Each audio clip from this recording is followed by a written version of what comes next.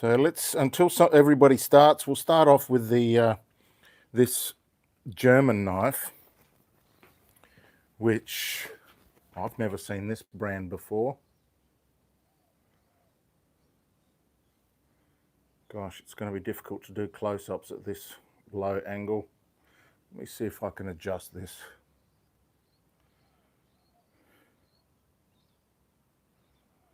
No, I don't think I can adjust the focus.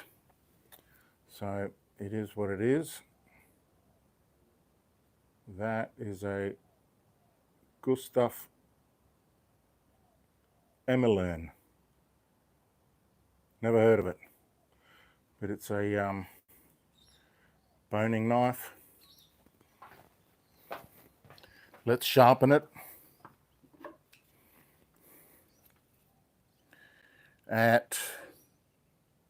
He says he uses it for skinning, for filleting as well, so we'll try a pretty conservative angle, maybe let's go with 32. 16 degrees per side.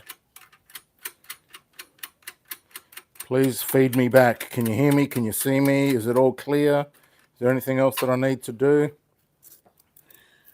Straighten this up.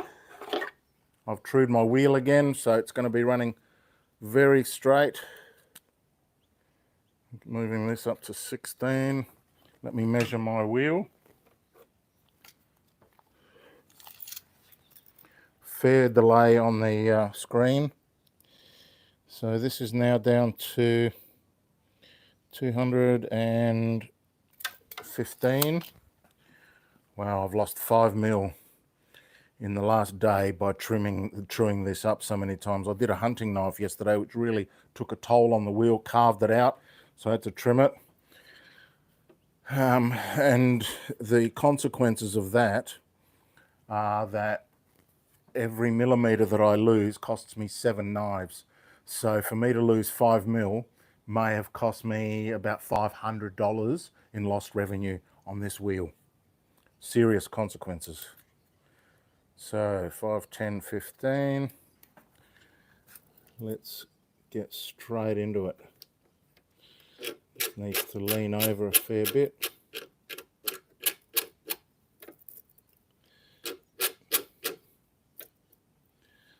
That'll be about right. Now, I guess you don't want to necessarily see my mug, even though I'm wearing a brand new t-shirt.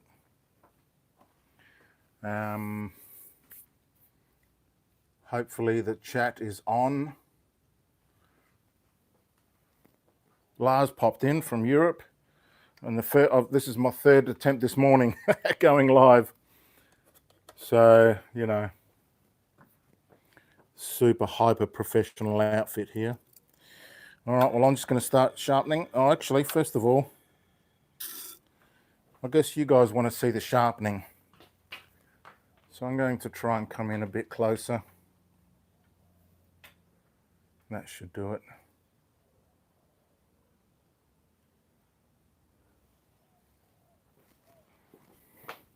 We'll try and get through these as quickly as possible so it doesn't become a super marathon.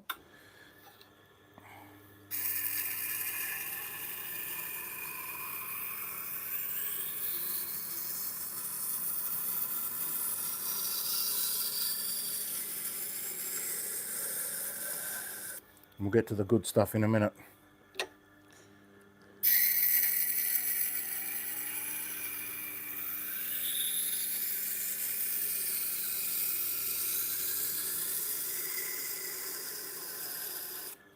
If you've tuned in hoping to see traditional Japanese sharpening, I'm going to let you down, I'm afraid.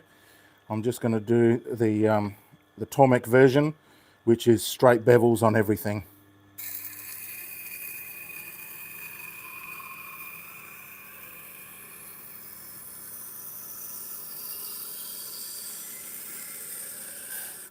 I'll be moving the camera around so that you can see everything I'm doing.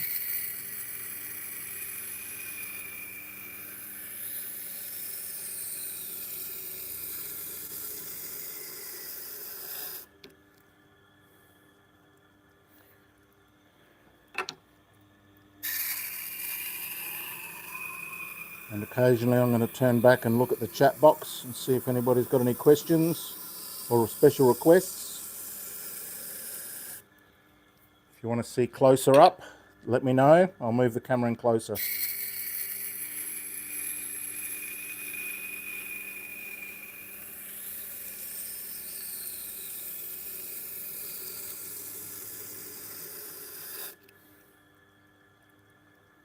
Okay, we have a bevel.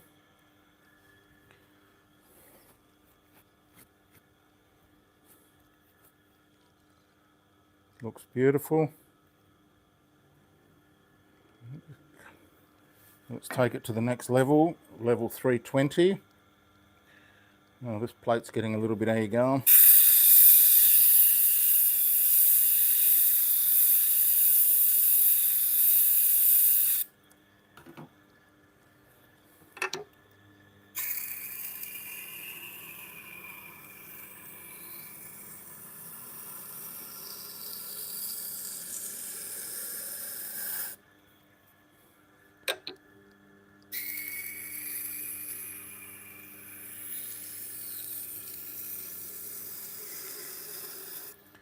One of the things I don't like about live sessions is that it's in 720p, which is quite a low resolution for these days. I don't know if anybody knows how to do a high resolution live, let me know, because we're used to high res around here. Maybe not 4K, but at least 1080p. Yep, still nobody here. I hope I'm listed. Let me just go back. I am public, yes. Oh.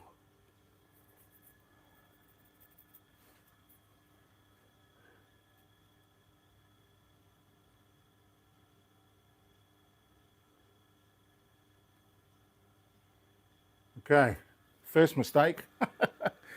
I did set it to public, but I forgot to save. So you're now live. Welcome.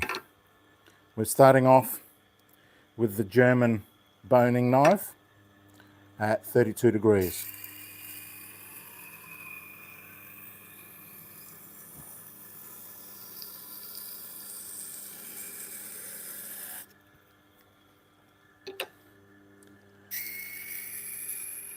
And as I was mentioning earlier, before I saved my live settings, I won't be doing traditional Japanese knife sharpening. I'm just going to be sharpening Japanese knives on the Tormek. Now that might disappoint a few of you, but I've spoken with the client and the client's fine with that. And what I mean by that is, on these knives, they're a single bevel.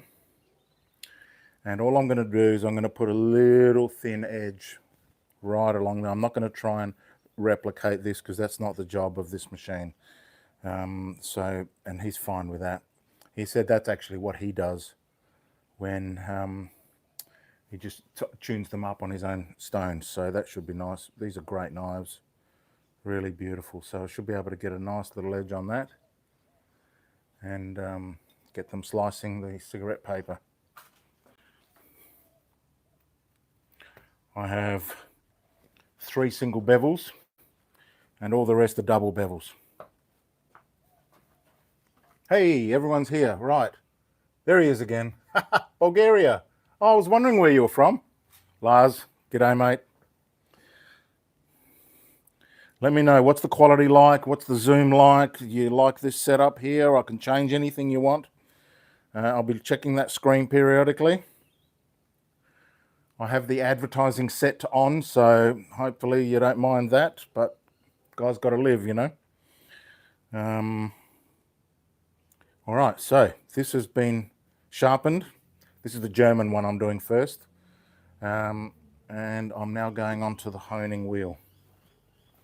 So let's move the camera. 6 people online. Welcome everybody. Oh, bird at the top.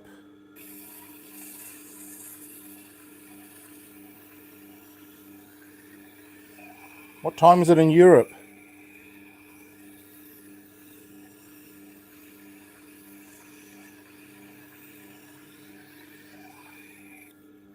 And when you come in, let me know what time it is and where you're from. Footage looks great. I'm fine. Excellent. Excellent. Good to hear. Good to hear.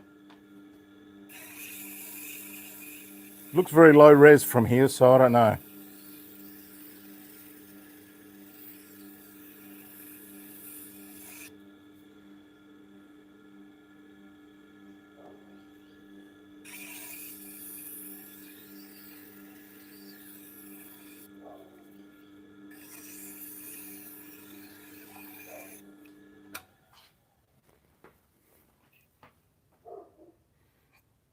Actually, that doesn't look too bad, does it? 101's here. All the regulars. Appreciate your support.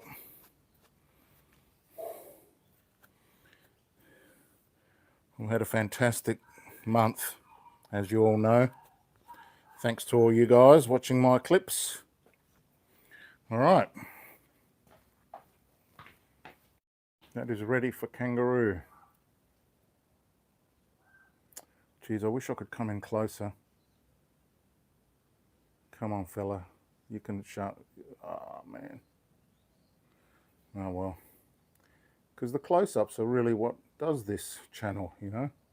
Nobody was ever showing close-ups before I came along.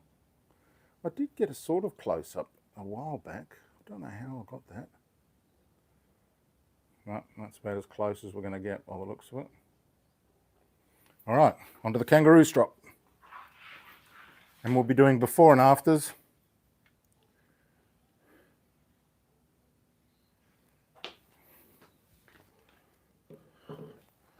Well, it really wouldn't be a show without Chili. Where is he? There he is. Hey, Chili. There you go, mate. Chilling. That's where he got his name from, because he just chills out all the time. So, let's do a before. I'll do before and afters on every one of these so that we can keep confirming that the kangaroo tail strop is not just a fad, but an actual thing. Yep. That's struggling on that.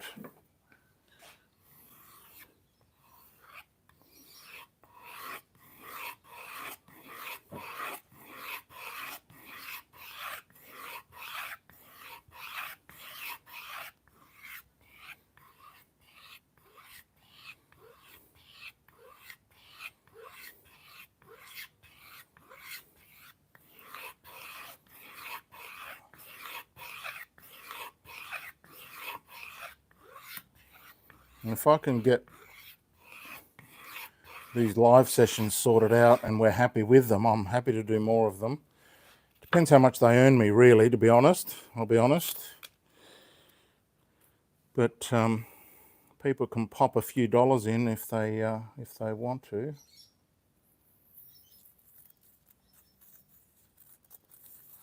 Okay, it's getting a little bit better.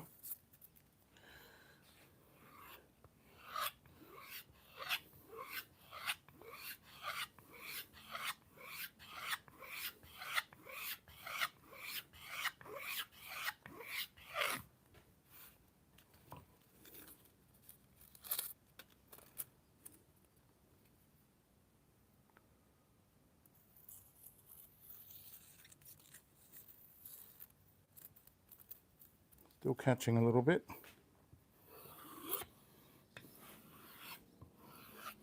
Now, sometimes when I do this, it doesn't seem to work. And I'm always worried that have I rolled the edge, or what's happened, have I gone too far? And then I just keep going and going and going, and 90% of the time it comes really good. 10% of the time I go back to the wheel and I start fresh because I did something wrong. But a lot of the time the edge finds its way and works beautifully.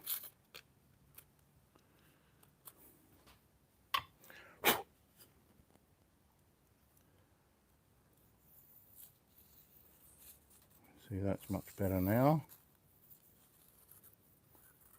Lovely. That's happy.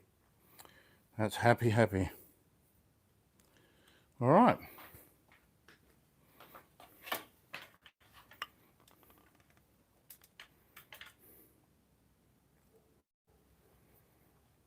Hey, Tal.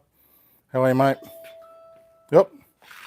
We have our first phone call of the morning. Let's see what this customer wants.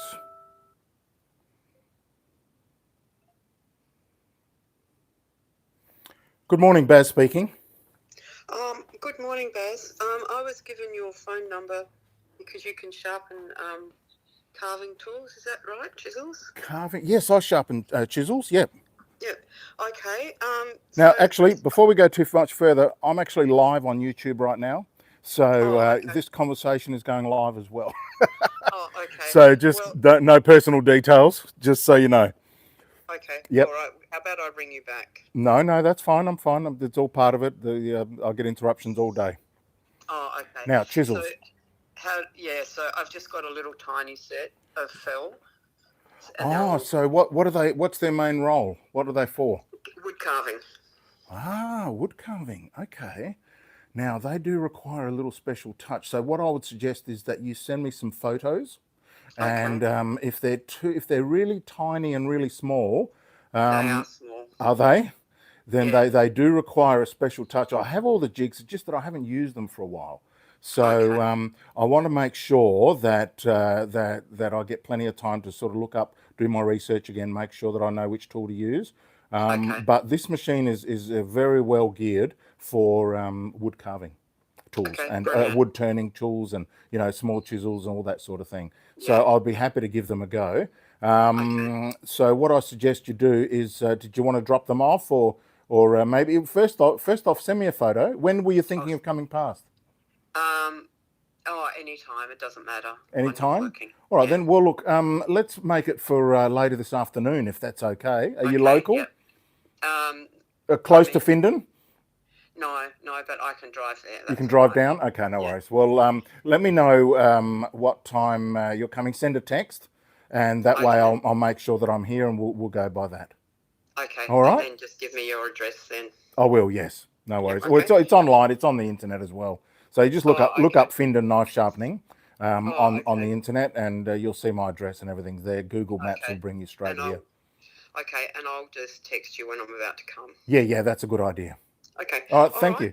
Thank you, appreciate it. Okay, bye. No worries. See ya. Bye. There you go.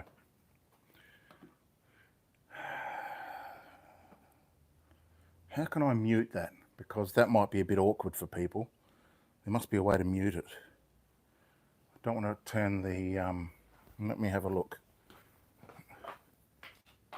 Oh, there is a way to mute. I'm going to mute right now. I'm going to count to 10. 1, 2, 3, 7, 8, 9, 10. Did that work as a mute? Let me know in the chat. Oh, lots of chats. Hi, Bulgaria, 7:30 in Eastern Canada. Okay, that's perfect. Evening after dinner, 4:30 in Idaho. Oh, you're 101. I don't know why. I just pictured you for a European guy. Ali. How are you, Ali? I haven't seen your name before. Yeah, that's true, Lars. That's true. Easy, good knives don't take long to get that burr off. How long am I planning to be live? Well, I've got all of these knives to sharpen, and I've only started one. So I'm going to be here for a little while, a couple of hours, I'm guessing.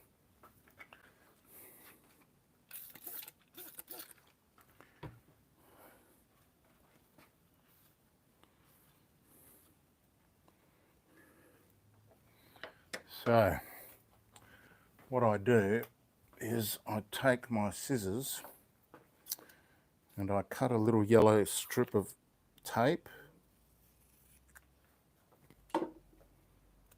and then cut a little sliver and put them on the knife so I know when I'm finished. Nice. Put that over there. Next up off the rank is, let's do this little, what are these called? Nakiri.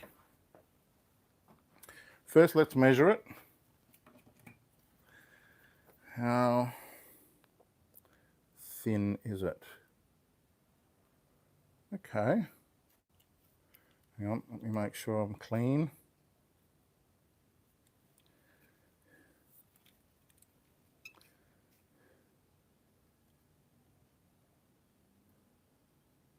It's about 0.4 mil.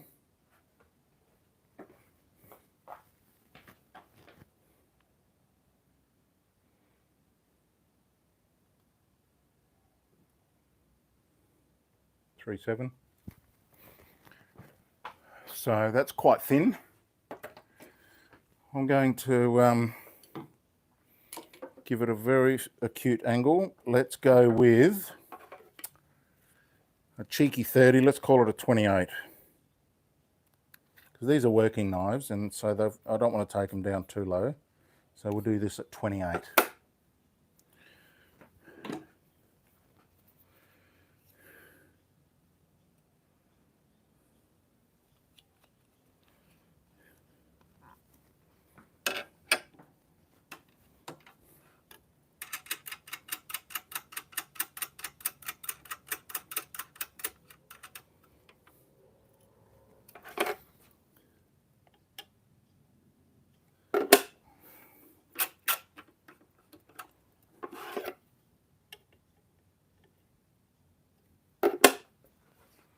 .28 coming up. Check the chat box. Oh wow, lots of things. Skynet. Oh, thanks Skynet. Appreciate that. Oh, you're a bit sick, Tal. Hope you get better soon. Peter Moon. How long have I been sharpening professionally? Probably about maybe 4 years, maybe 3 or 4 years now. See you later, Razor. Thanks for popping in. I may even still be here when you finish work. The Nakiri is one of my favorites. Okay, sweet. All right, let's get on to that. Now, this is quite blunt. I can see light reflecting off all of it, so I'm going to start rough.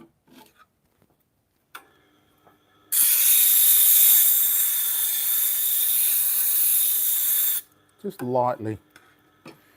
No need to stay there for 5 hours, grinding your wheel away.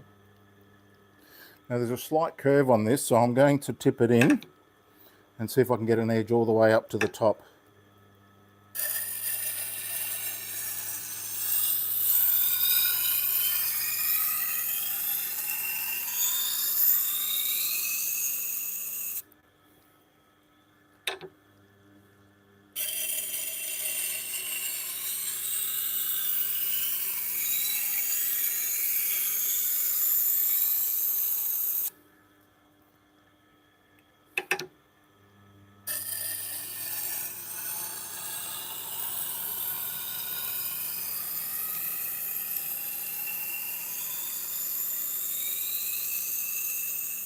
You happy with this angle? You want to come in closer? Let me know.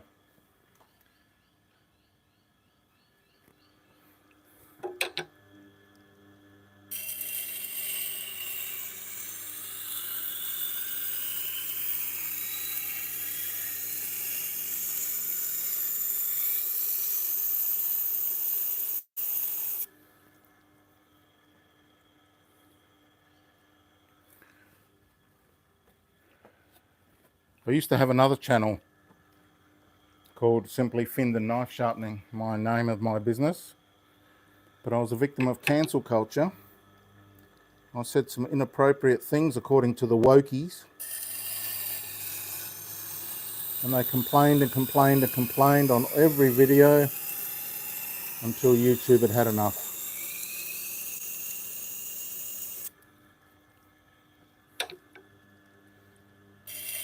Gotta love those wokies. But this channel here has only been around since April the 1st. Funnily enough. Okay. I can tell this is high quality because it normally I would have got an apex by now, but it's choosing to be tough, so that's good.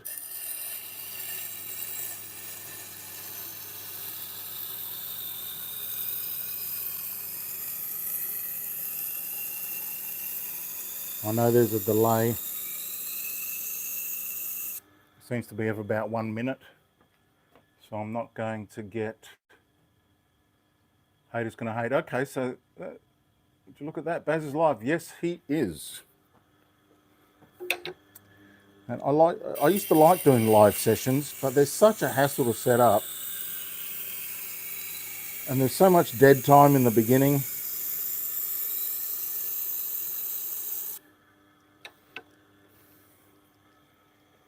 Okay, starting to get a burn now.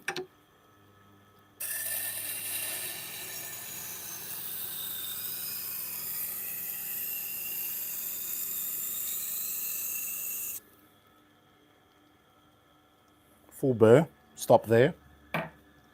Onto the 320.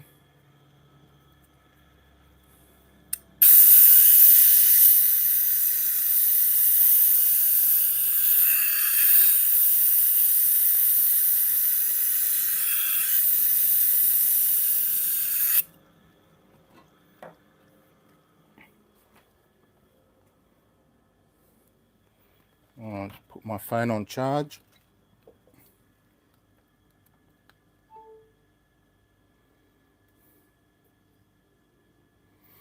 Oh, actually,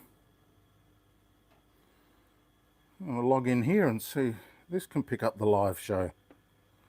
Can't see why not. Let's go to view channel. iSharpen is live. There he is. Oh, well, that is very instant.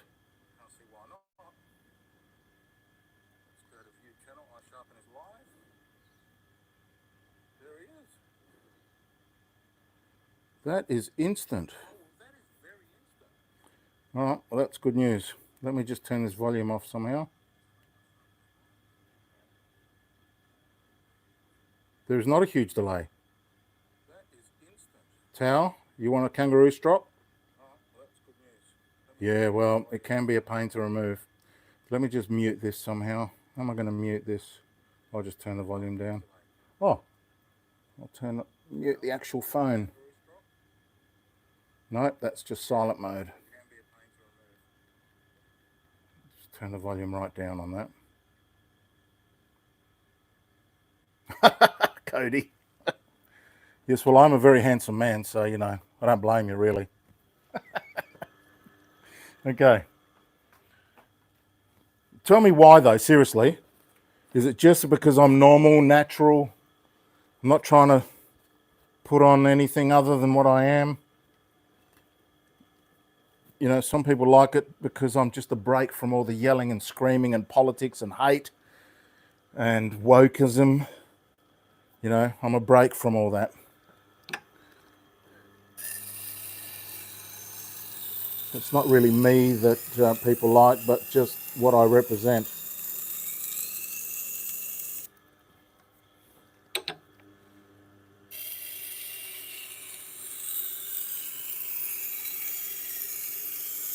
When I started this channel, I thought, who's going to want to watch knife sharpening? But, you know, how many knife sharpeners have got a Tormek as well? Not very many. But it's not really about that, is it? I love to watch all sorts of people for ages doing things. Like I love to watch the lawnmower guy, where he goes and does free lawn mowing for people, and you get the time lapse, and you see him do all the landscaping and clear it all up. That's very satisfying. I like, oh, my head's chopped off. Hang on. Let me lift that up. See if that gets me a little bit better. Can you see me now? Because this is one of the best parts. We'll just wait for that to catch up.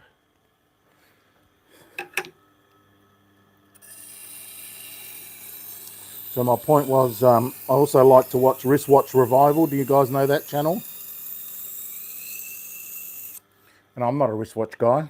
I would never pull apart a watch. But I love watching people do technical things. I love watching milling machines, welding.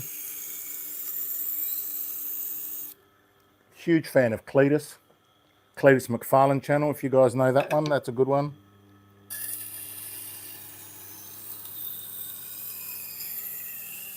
Today I was watching, they painted Eagle, his new 5-second car. I was a bit underwhelmed at the colour, to be honest. I thought they would have done something a little bit fancier.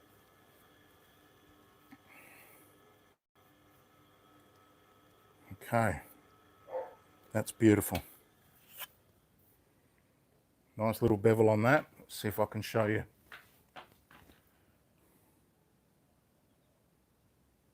Bushcrafting is a lot of fun. I can see the chats come up as I'm on this screen here. Jeez, I wish I could get that closer. Come on, man. No. Do it for Dale. And freaking see you later. Oh, man. Okay, that's the focus right there. So we're not going to be able to do extreme close-ups on live sessions by the looks of it, which is a bloody shame. Now, if any of you tech guys know how I can get better quality, I mean, that's an iPhone 14 Pro Max, 1 terabyte. That's a pretty modern phone, and it can do 4K, no problem, and it's choosing not to. So are all live streams down at 720? That sucks. Oh, look, you can see my head. That's good. So we don't need to see the bottom of the machine. We just need to see here where we're grinding. All right. Let's spin around.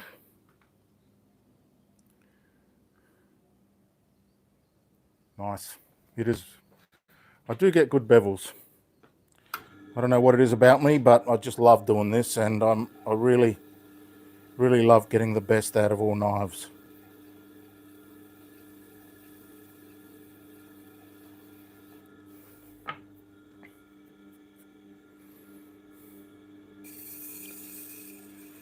Also, give me some feedback on what the ad level is like. Is it too annoying? Do you get skip buttons? Or do you have to sit through the whole ad? Either way, it's better than TV. TV ads are ridiculous. I counted 13 ads on an ad break the other night. That's ridiculous. At least with the YouTube ad interruptions, you can you just have to wait a few seconds and they're finished. So they're not hopefully that much trouble for you. I'm on premium now, and because YouTube is now starting to pay me for this channel, as some of you know, I'm using their money to buy premium off them. How good's that? It's costing me nothing, really, because I'd be doing this regardless. Okay, still a few little catches.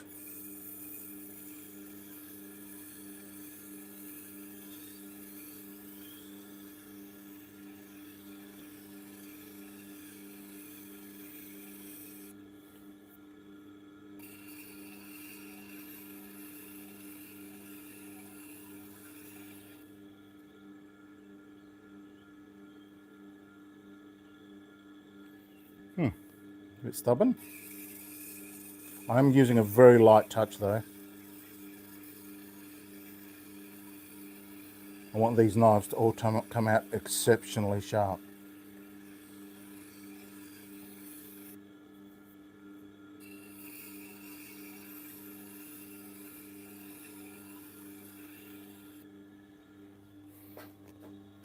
Comments? I am just a regular dude.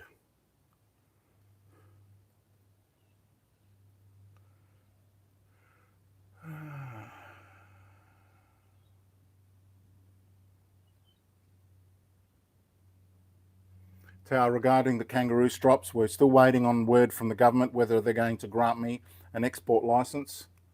So as soon as that happens, I can spread them around the world and become the guy. Do it for Dale. So much fun, interesting stuff out there. It's cool. It can be shared as everyone. Yep, true. What equipment do you use to shoot the videos? And for this, okay, I just answered that. Everything on my channel was recorded on my iPhone and edited on my iPhone on iMovie, which is the basic free app that you get from the App Store. Not super annoying, but you can skip most. That's good. 3 skippables, nice.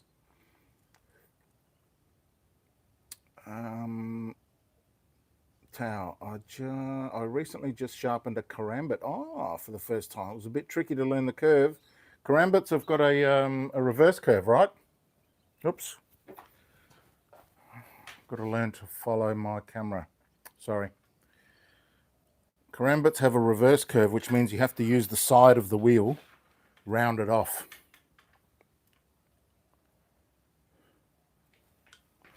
The side of the wheel, and this has to be rounded nicely using stones. And you can do the insides.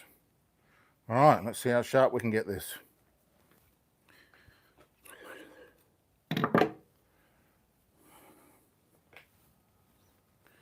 First, get the wax off, because I can see a few little contaminations on here which I don't like.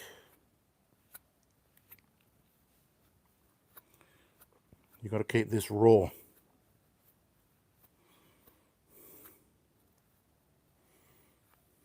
Okay, how sharp is it off the wheel?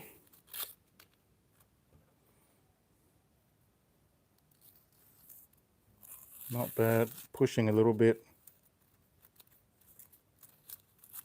Obviously there's something still there.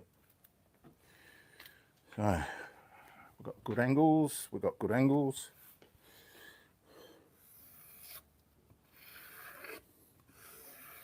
This strop, I've just made it, it's new. I've got most of the ridges at the top and then they fade into the smooth at the bottom. So you get and they're smooth on the sides. So you get multiple sort of things. So it's like a 3-in-1 really, or a 2-in-1 at least.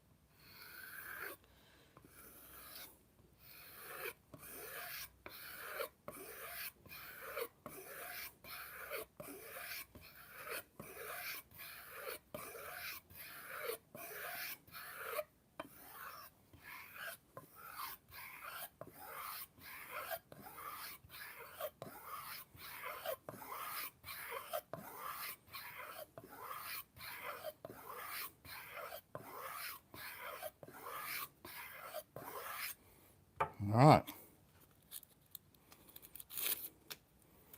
Did that improve?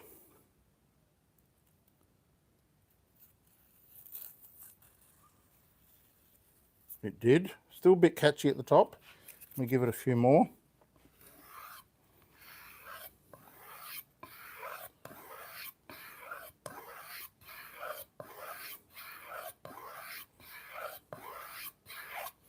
Might even give it a bit of suede. Where's my suede block?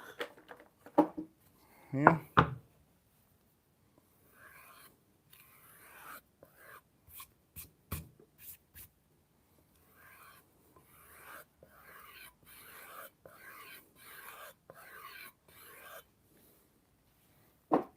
And over there.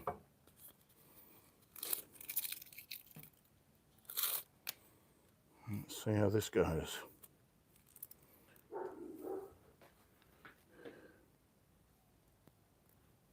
Oh, great entry. Look at that. Buttery. Oh, a little bit catchy on the bottom, but sometimes I've been told that it's the structure of the paper that where it always seems to catch right in the middle. And I said, no, that's just the way that the paper is waving and doing things. So let's just give it a few more.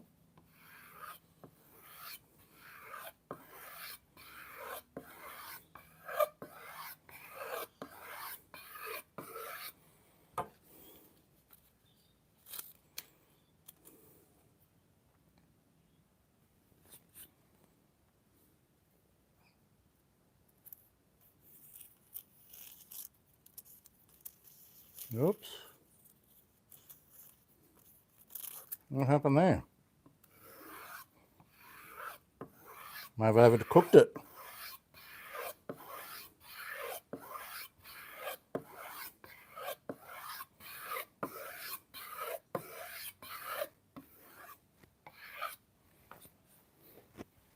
Let's give it a little bit more. Still learning on this stuff, you know. Maybe some light touches are needed, but if the knife's that fragile, then it's going to ruin the first time you use it. I just don't believe that the pressure is really that important. I know that Outdoors 55, Alex over there, says that pressure is extremely important.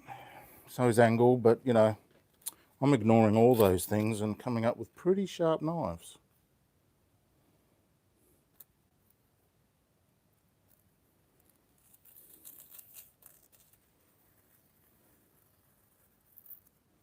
I think we're happy with that. We're happy with that.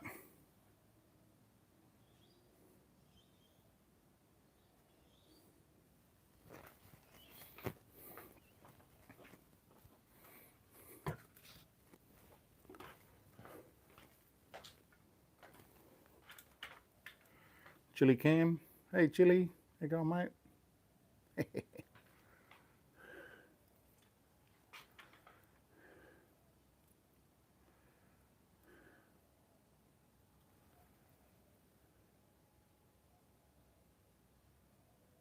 Alex is great. Yeah. Outdoors 55. I've learned a lot from him.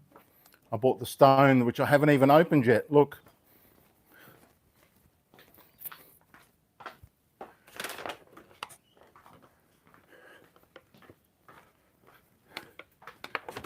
This is the diamond stone that he recommends that we buy. I've got it here, still in the Amazon box. I'm waiting for the mood. I'm not in the mood yet.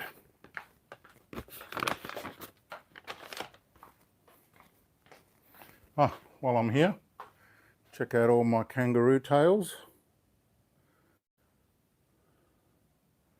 Yeah, I've seen some, you guys are doing some amazing work out there. Better than me in many cases. I'm fine with that. I've never claimed to be the best at anything.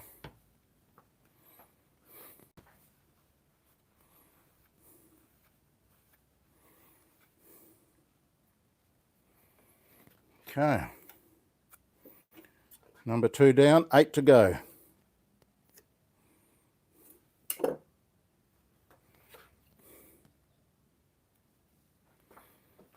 Let's do some slicey slices. What are we cutting today? Cheesecake.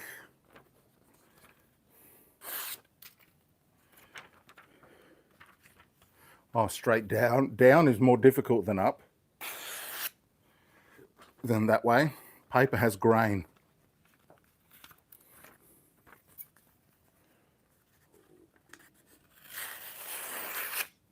Beautiful.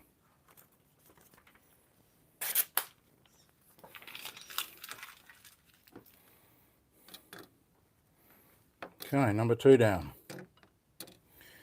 Number 3, what should we do? Should we do one of these? Single side? Let's do one of these, single side. Now, this is going to be a bit tricky. I don't want to muck this up. This is very fat black blades at the back on the spine. But because I'm only doing one side, I'm going to use the old jig because I love this old jig. If I was doing both sides, then I'd be forced to use the new jig, which I hate. I don't know where it is right now. It's around here somewhere. Here it is. No, it's not. Where is it? Oh, well, it's here somewhere. Okay, now, I'm not sure what angle I'm going to do this at. All I know is that I don't want it to be massive. All right, I don't want to chase the bevel. I certainly don't want to make it that big. All I want is a little bit of a small bevel just to bring the sharpness back. I'm going to wait for it to give me a burr on the back. Now this already has a bit of a burr, but that's just from use. So in fact, what I'm going to do is I'm going to knock that off with my diamond file. Make sure that it doesn't trick me into thinking that that's my knife burr, or that's my edge burr.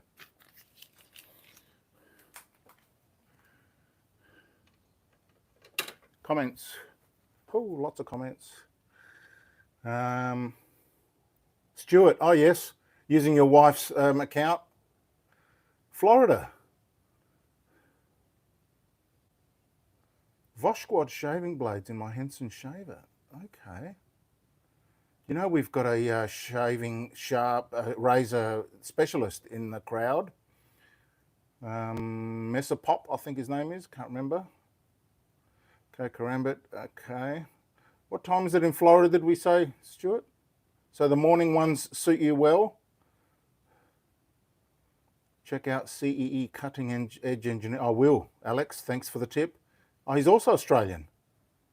Everything from lathe use, welding, and so. Okay, so he's more of a general. Good, good. I'll check him out. Yeah, Lars is pretty good. We know that. When you start loading your strops, angle control and pressure becomes way more important. Okay. Well, I'm using unloaded strops, so maybe that's why it doesn't make that much. Okay, Deborah's next. I will export them as soon as the government says I'm allowed to. Currently, the government says no. Now,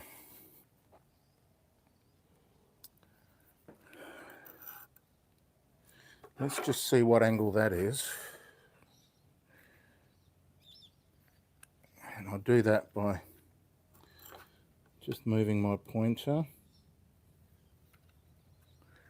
Okay, that is set to 25, 6, 7, 8, 28 degrees.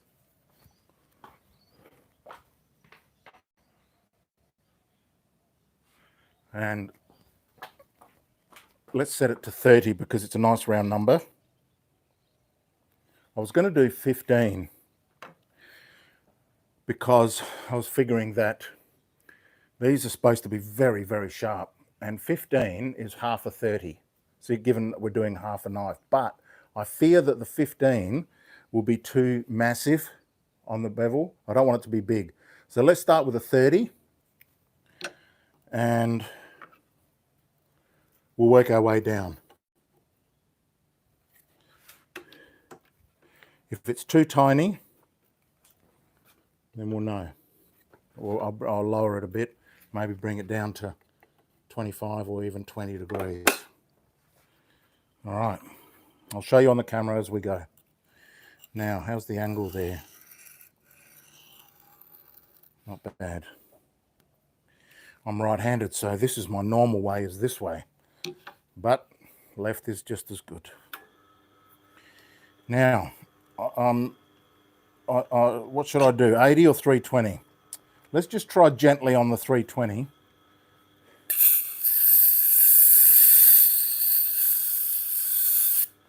This plate's nearly dead. Oh, very rusty where it wears through. This one didn't last as long as some of the others. I've had some 320s that have lasted a very long time. So maybe I pressed too much on this one. So let's have a look. This is at 30 degrees.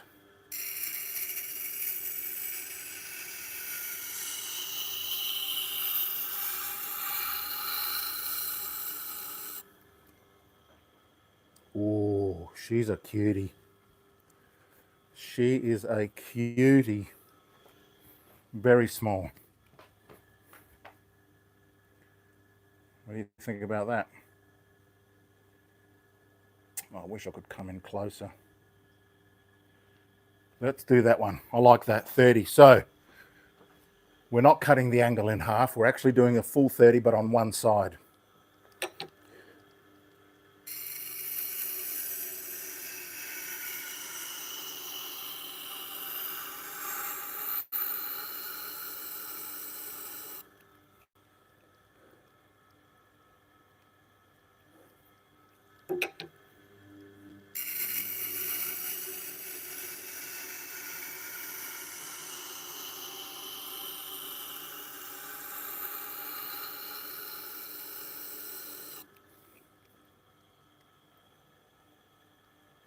I have a bird developing already, a little bit more.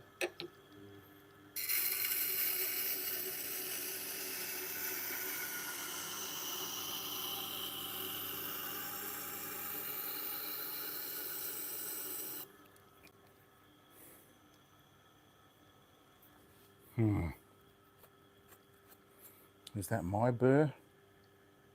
I think that is my burr. What do you think of this? Should it be bigger? Or is that what we want? Just a nice little Tormek edge.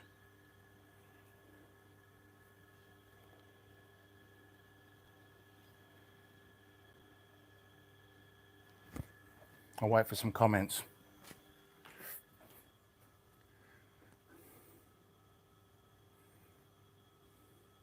Oh, Peter, how many knives a day do you do normally? Well, I don't have a normal day. That's what I like about my life. It's very abnormal. Some days I don't get any clients ringing at all. I get a full day off. And I just don't know. Other days, the biggest day that I've ever had was, I think, 52 knives in one day. That was a good day. Yeah, well, days off are good, man. So it looks like you're not getting... Let's do a delay test. All right, I'm going to count and you put in the next number. 1, 2, 3, 4, 5.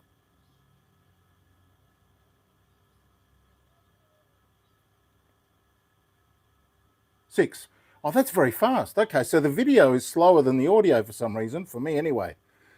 Yeah, 52 in one day. Times that by about $15 to $20 each. Yeah, it's a good day. 6. Okay, good. Okay, well, that's good. So, what do you think about that bevel? Shall I stick to it or make it bigger? What do you think? 30.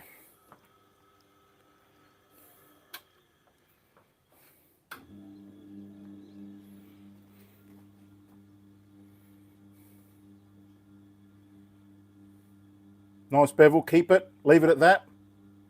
All right. So we're doing the dabs at 30° full, one side. Okay.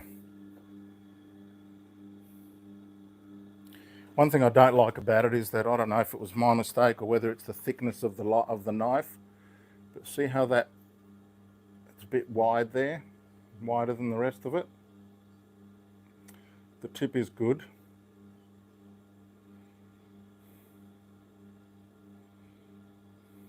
Well, is what it is. The only thing that really matters is sharpness, not looks. So the burr's on the top always. Oh, fresh chrome oxide. The reason I put fresh on there every time is because I want to standardize my operation. And if I sometimes put compound on, sometimes I don't, then I don't know where I've gone wrong. So for example, this knife was done at 320. Oh, where are you?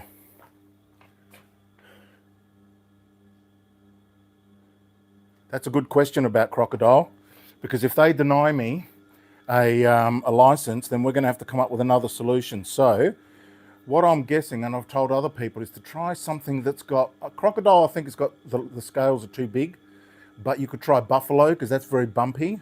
The bumps are what seems to be doing the trick here. So try Buffalo, maybe. Anything that's got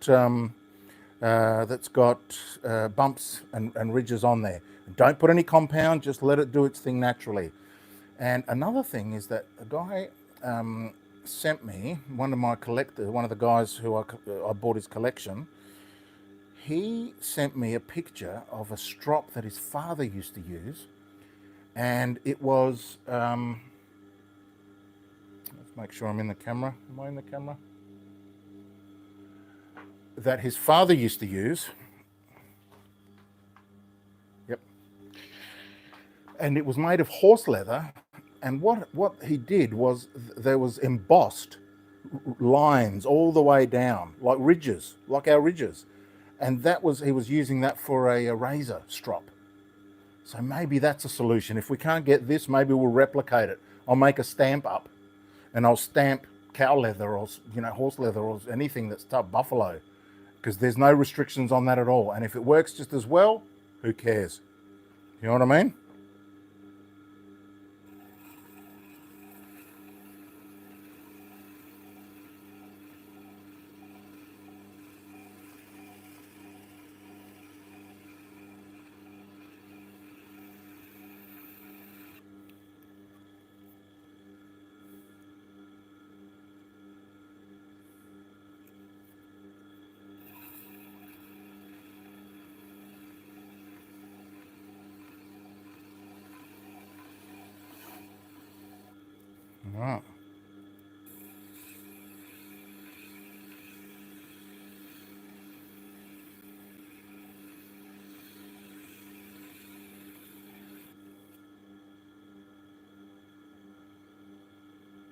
Mostly smooth. A little bit of catch right on the heel.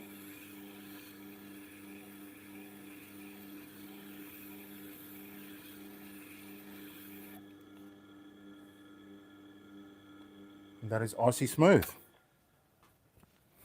One of the things I did when I was starting off wrong was I spent too much time on this, because on the Tormek videos, because I couldn't get an edge, that's because I didn't understand the edge. Now, of course, we all understand the edge, right? What we're trying to do. And on the Tormek instructional videos, they say you should spend as much time on here as you spend grinding. Well, the two are unrelated. Why? That doesn't make any sense. I'll spend as little time on this as possible. That's my neighbour with his Harley Davidson. Okay, so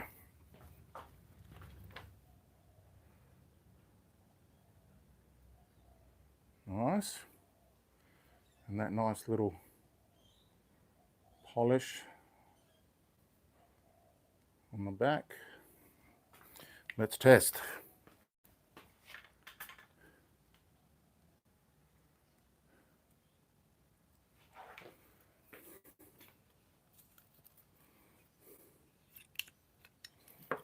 I'm very curious. How is it standard off the wheel? Oh, it's not bad. A little bit catchy. Certainly good enough. You wouldn't know that that had catches from a paper test. Watch this.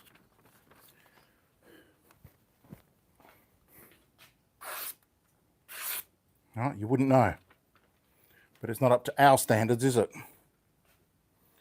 So what do we do? Let's go.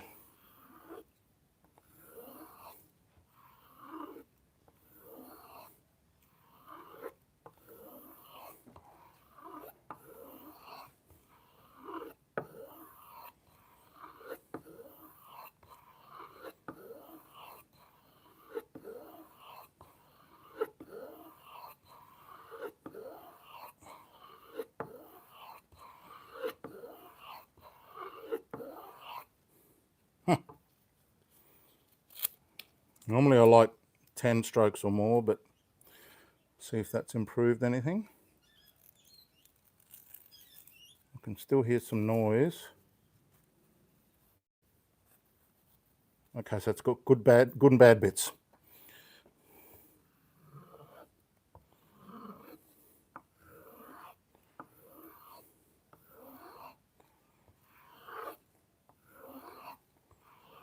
And you can hear, let me put my microphone down here.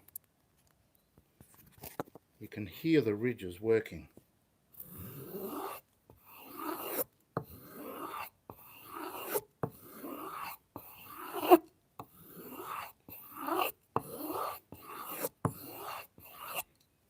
Yep.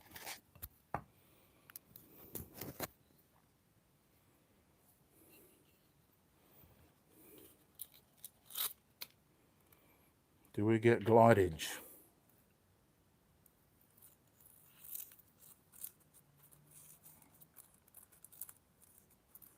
Right.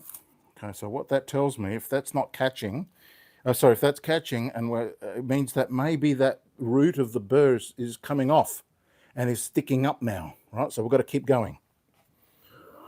I wish that my microscope showed us, but it doesn't. It just doesn't have that power. So now I'm going in aggressive,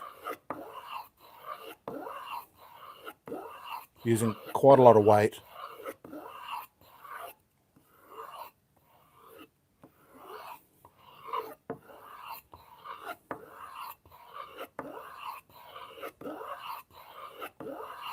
All right. Did that take it off?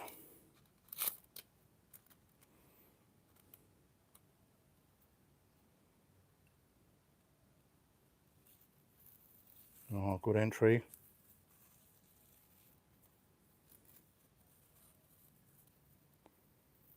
Not bad. Still needs a little bit more. Might try the suede side. and maybe finish up with some lighter strokes. I don't know. You're leaving comments. Oh, I've got a bit to read there, so just bear with me. Let's finish it up.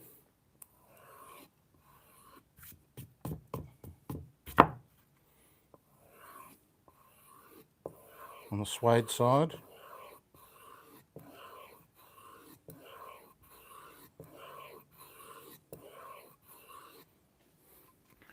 Now, as far as my export permit goes, when you apply for the permit, you have to pay your money, give them all the paperwork they need, and then they say 40 business days, which is 2 months. And I put it in around about in the middle of, I can't remember the day exactly, but it was the 20-something of September. It was before my clip went viral. So it was probably early 20s in September. So by the end of November, we should know. Hopefully not that long. That's the maximum. But they did say that they've got quite a few applications on the books at the moment and limited staff. Oh, good entry. Nice. See? You've got to keep going sometimes. When you think you've rolled it or something like that, maybe you're just not quite there yet. Keep going, keep going. So how about that?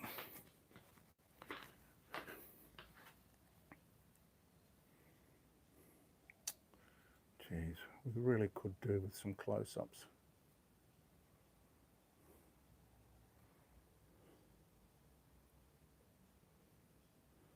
All right, that's number 1 done. Number 3 knife, number 1 debber.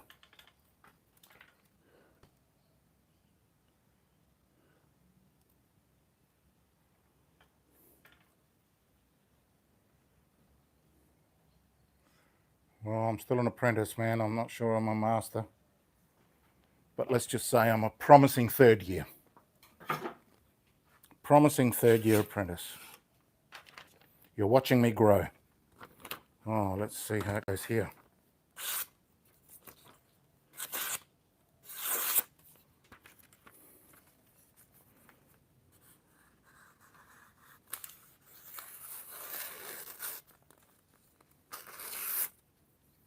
Beautiful.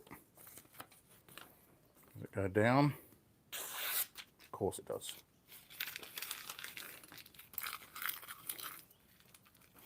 Oh, lots of paper on the ground today. All right, so that was a success, and we know now 30 degrees total. No, 30 degrees on one side.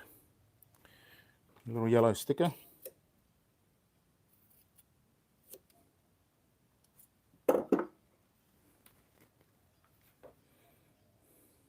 Oh, before I do that, give it a squirt of alcohol.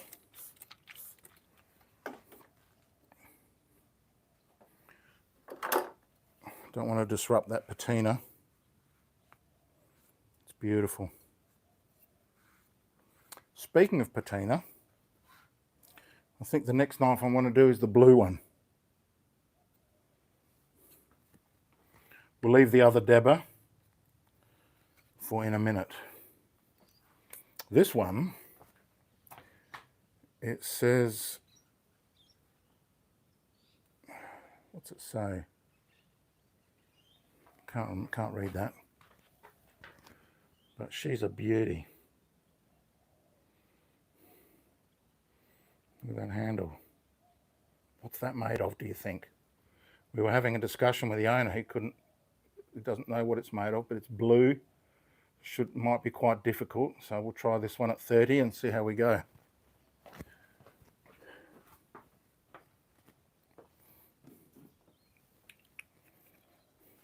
Comments. Balsa strops, yes, I've heard cardboard, I've heard wood, all sorts of things.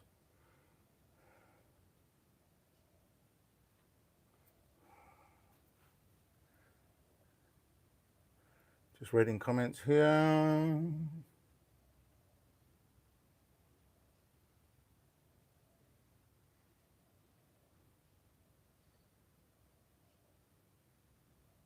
Okay, you're talking amongst yourselves with strops, that's good. David, you're watching yourself. Modern technology, you're killing it. Thanks, David. Appreciate it. Appreciate it. Love having you on board. Hope the ads aren't annoying you too much. But, you know, the dream is that the YouTube channel pays me. Not only now, but for a long time. Because these are like evergreen videos. They're not political. There are people going to be buying Tormeks for a long time. And so I'm guessing that these videos may continue to become popular, especially with new people. And I am aiming these at myself when I was starting. Right, we didn't have many videos back in, a little while ago. We had a few. We had Dr. Vadim, of course. Sadly, he's passed away.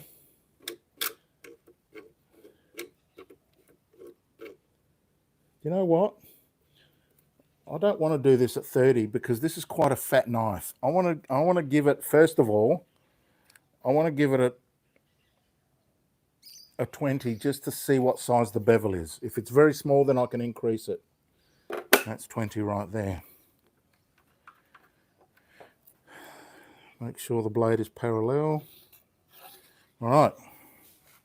Let's see how tough this old blue knife is. Check my camera view. All good.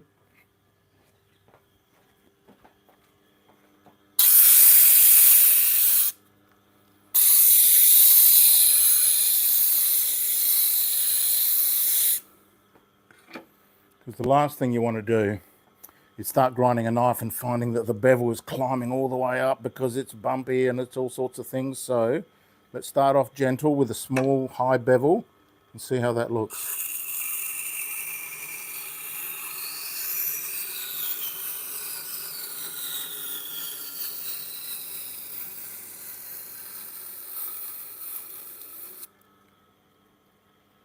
I don't know, that looks correct to me.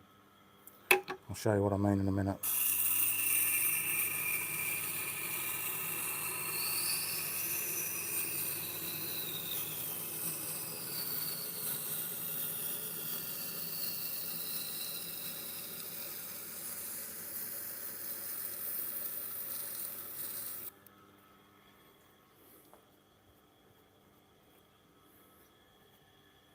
See what I mean?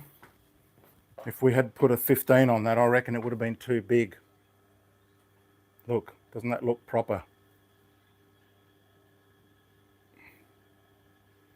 That looks correct. That's a well-matched angle. So that's 20 per side I'm going to do that at. That bevel looks in proportion to the knife. Do you agree?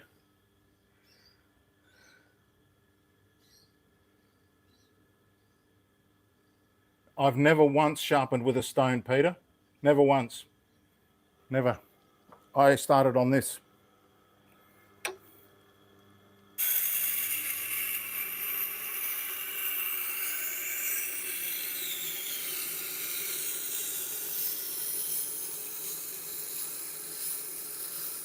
Funny story.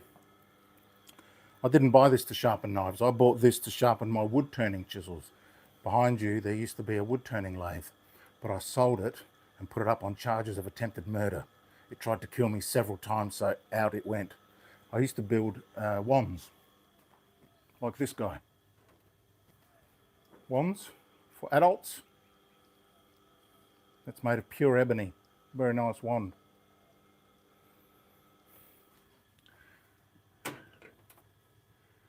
And I've got a few more here. Where are they?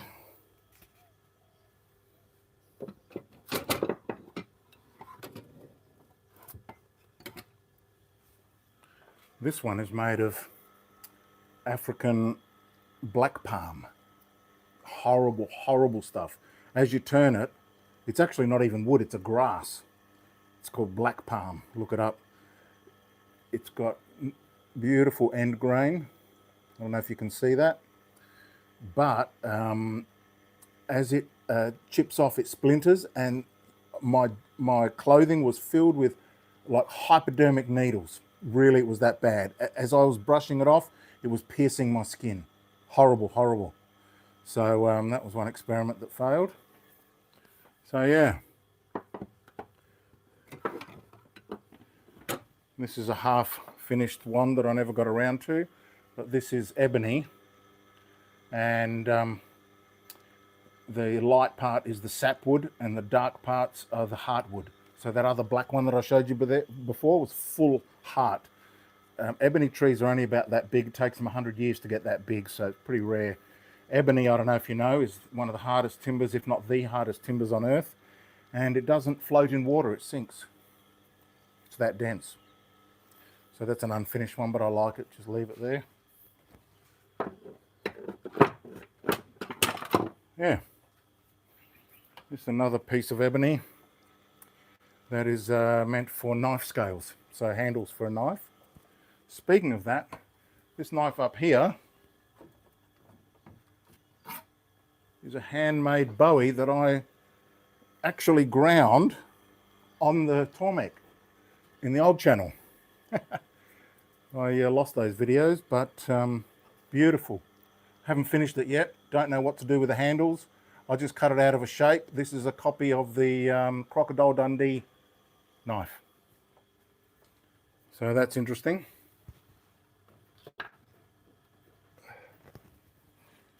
Back to work.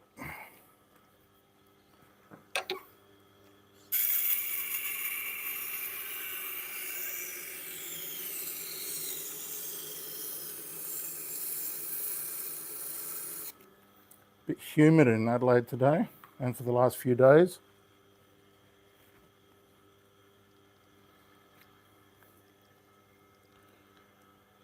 So, how's that going?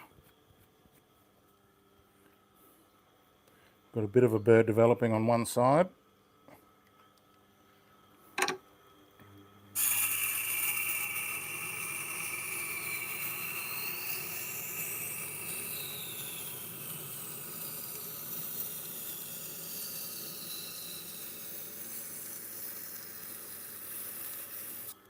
And 20 degrees per side is a perfectly acceptable bevel for a carving knife, or a kitchen knife really in general.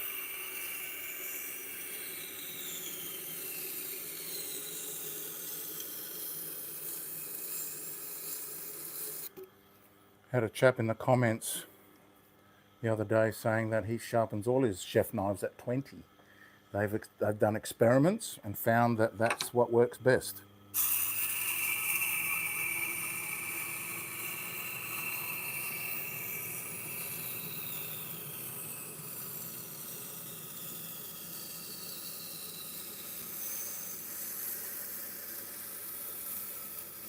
Truth be known, I would make more money if I sharpen them all at 20 because they take less time to do.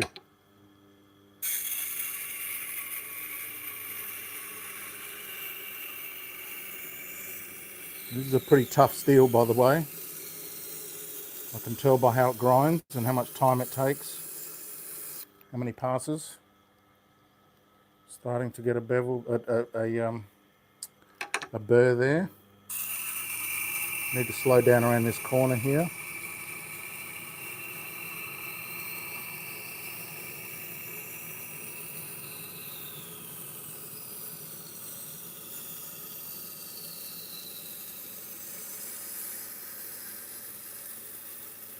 Be interesting to see how much I make from this little session, because if it's lucrative, I'll do way more of them if you enjoy them.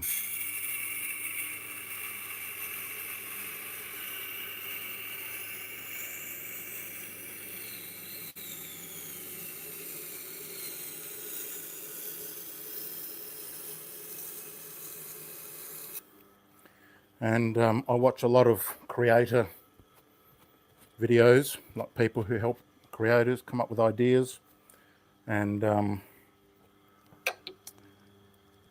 they're saying that long videos are actually trending now. People like long videos.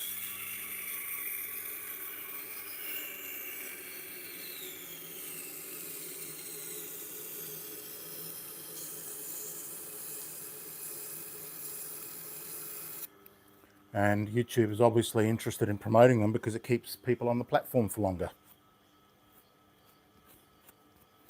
Okay, it's a bit wonky on the end here because I'm guessing that the thickness of the knife is varying. That's why I'm doing this side again.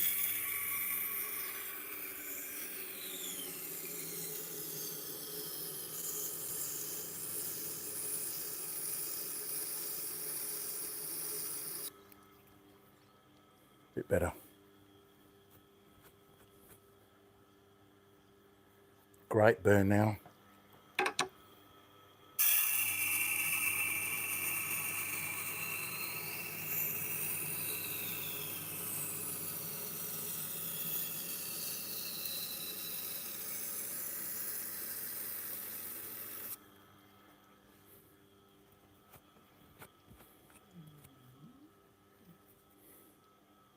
You're yawning, Chili. What are you yawning for? Hello. You've come to life, have you? You want to say hello to everyone? Hello. Such a good boy. You a good boy? Yep. Off you go. Hi, Edgar. I don't think I've seen your username before.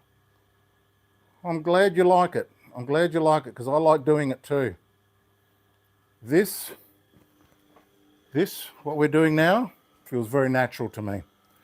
Feels like this is where I should be. I used to be a public speaker, motivational. I was in the wealth game. I'm an author. I've written a book. I've narrated that book as well. If you want the audio book, it's on wealth theory. I propose a whole new theory on money and wealth and freedom, focusing on urban wealth. This life that we're living now, it's great. If only we could afford it without going to work. That's what my book is on. I used to sell it, but I don't have much time in my life for hecklers. Julie's letting us know that something's happening. Now, so that's finished on the 80. I'm now going to take it down to a 320.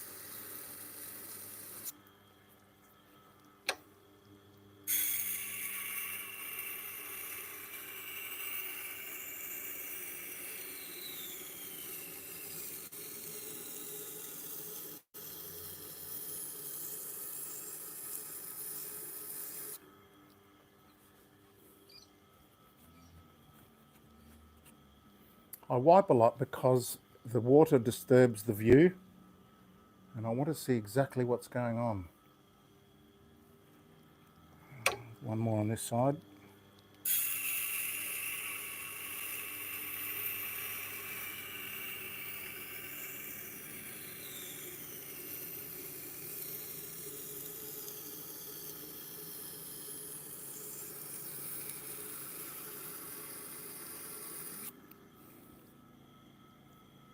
Nice. One more.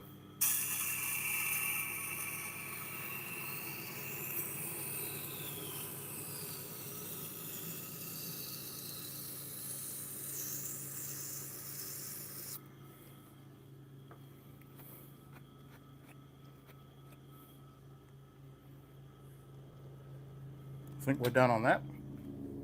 Check it out.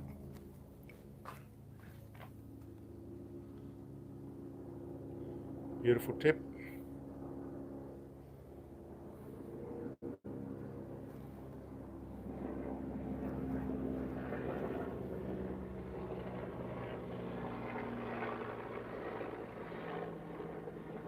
Is that Consuelo?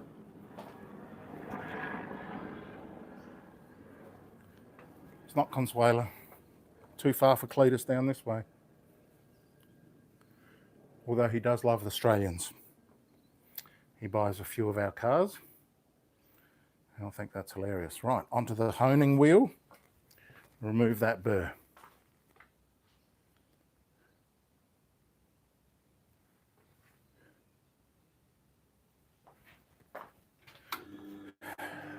Comments?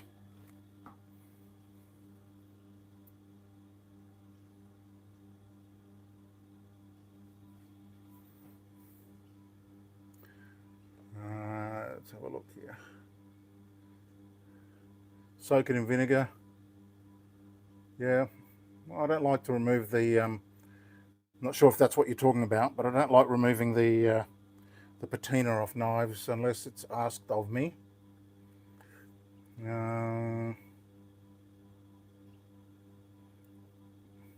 That lathe was sold to somebody else, and as far as I know, they're still alive. Well, Peter, somebody once told me, one of my mentors in knife sharpening, Jack, he said, listen, he says, once you understand the edge, you'll understand what's going on and how to make a sharp knife. And so I have focused on those words ever since. And we do understand the edge. Once we understand the edge, then we know what's going on with the burr, removing the burr, and now with a bigger understanding of the root of the burr. Bring him over here. Oh, we haven't started yet. Oh, that gets both views. Nice. 88 minutes so far. Please talk about how much pressure you're putting on the blade when grinding a knife edge. Yes, Mike, I will. Eric. Tell us how much pressure. Okay, right, lots of grinding. That's 20 degrees per side. Yeah, this one is 20 degrees per side. So quite large, quite obtuse, but it matches the knife perfectly. And yeah, 10 per side. Yeah, no, it's not 10 per side. It's 20 per side on this one. How did I get into oh, you remember the story now? Yeah. So when I bought the machine, it came with a knife jig, and I thought I might try this on my own knives and just practice. And I don't know if you saw the video about my first knife and how hilariously I did it wrong. But then I got the hang of it, and I did a few for myself and one of my old friends, and they came up pretty good. And I thought, well, I bet I could make money doing this. Didn't know how much to charge, didn't know how long it was taking. Back then, each knife was taking me 30 minutes or more sometimes, because I had no idea what I was doing. I didn't understand the edge, and it was just it was taking a long time. And because I figured that there'd be more people willing to pay me to sharpen their knives than there would be wood turners willing to ask me to sharpen their wood chisels. And in fact, to date, I've only had 2 queries in all my time for wood turning chisel sharpening. So that was the right decision. And as we know now, knives are awesome. I didn't know anything about knives. I'd never heard of a Wusthof. I'd heard of Victorinox from Swiss Army Knife, but I didn't know any of the brands. I didn't know anything. And as they started coming in, I'd say, oh yeah, I've seen these before. Mondial, Victorinox, Wusthof. The Japanese one scared me a bit, but I worked through it. And now I fear no knife. Knives fear me.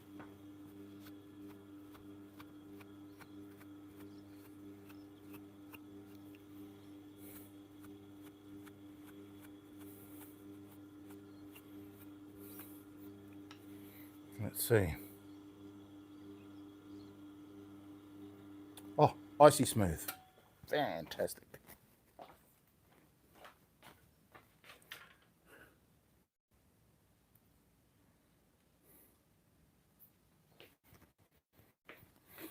All right. Let's get rid of some of this.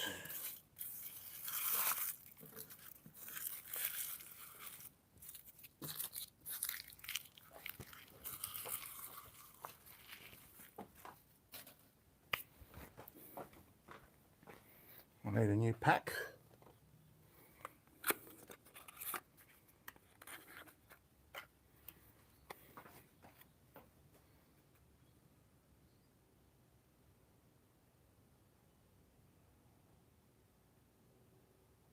Nice, Peter. You started 1,000. I bet if you started on a coarser grade like 400 or 600, you'd get them done much quicker. And that is coming not from my experience, but from what Outdoors 55, Alex, is telling us. But I'm not an expert on whetstone sharpening. Oh, it's already not bad. Ching. Come on. No, not really happening. So, kangaroo tail. Show us your magic.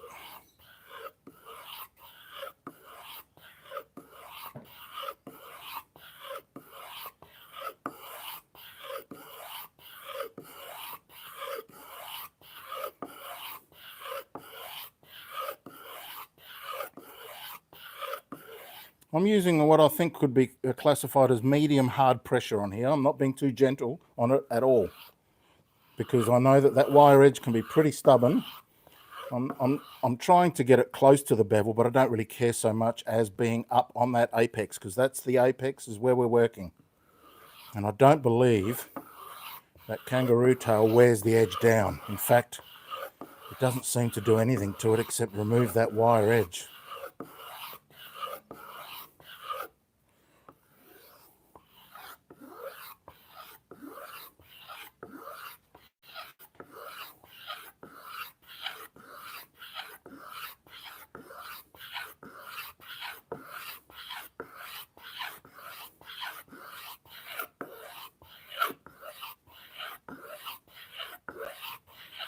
All right. Let's see what happens.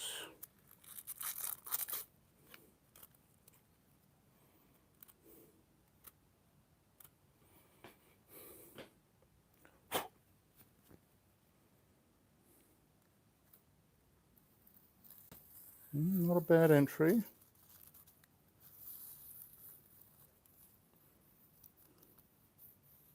Getting there.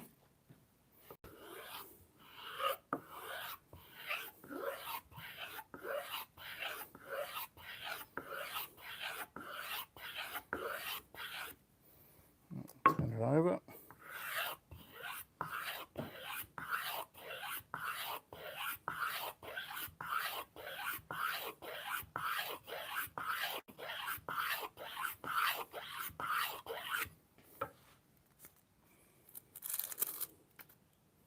That's pretty horrifying for those who are very careful with their stropping. But I've never been accused of being sophisticated.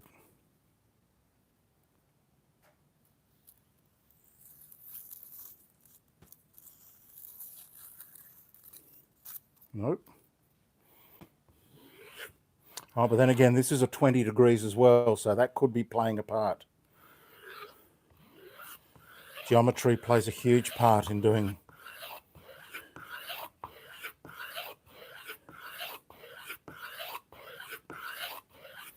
But just want to be on the safe side and make sure that there's no wire edge left at all.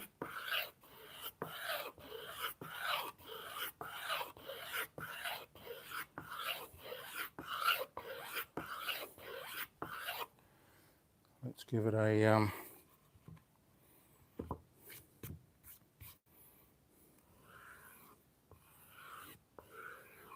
lighter pressure on the suede. Maybe that'll help.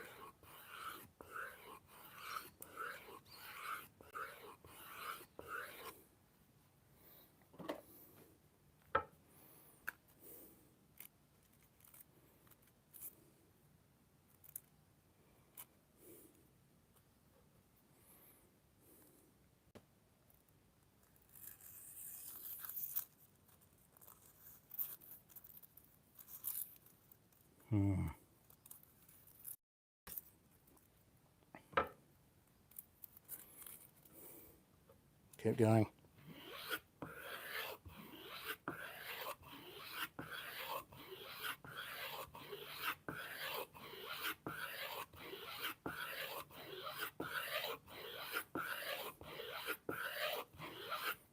And this is now doing a lot more than I normally do.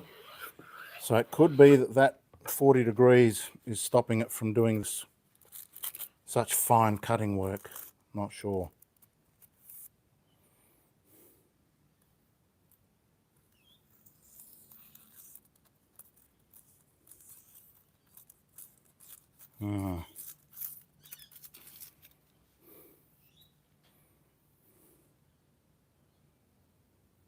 Feels smooth. Let's give it a bit more.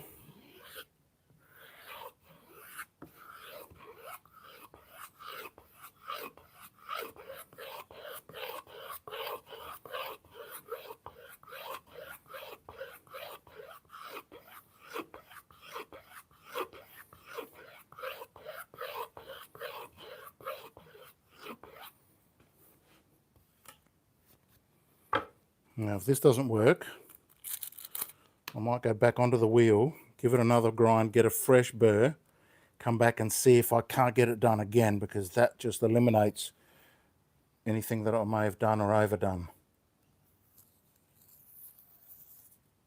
Oh, it starts well.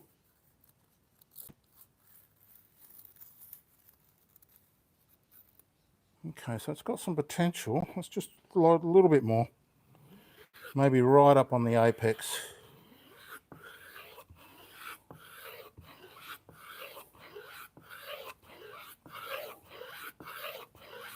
Because I've been here before and then it came good. Could also be a very tough knife. So that wire edge is really holding on.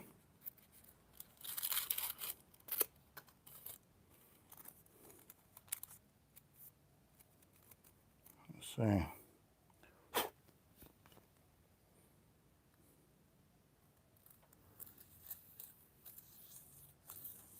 No, that's worse. Let me just triple check.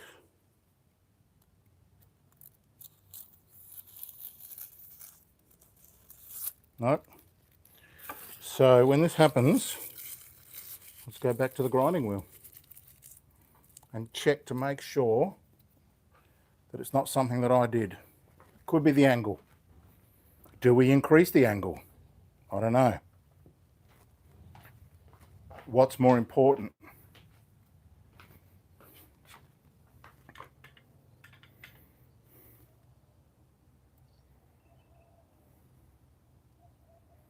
Well, the thing is that this is a blue steel knife, and I don't know what it's made of.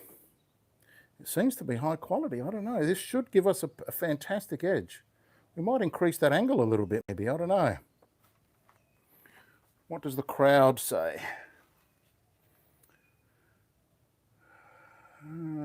Edwin. Yes, old knives are a good place to start.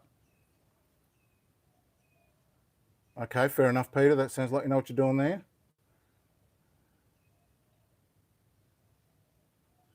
I passes 101. I'm not sure what you're referring to. Passes on the stone or the strop. No compound on the kangaroo tail, Peter. It's all about the ridges. All right, so what we're going to do with this knife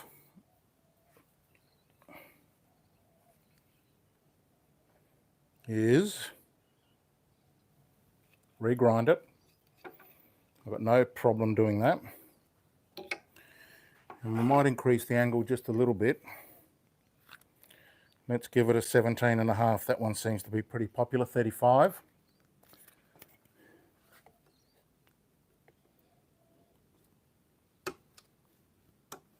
Because it should be able to slice, it's a good knife, it should be able to slice through the tally-ho. And this is presuming that I didn't do something wrong along the way.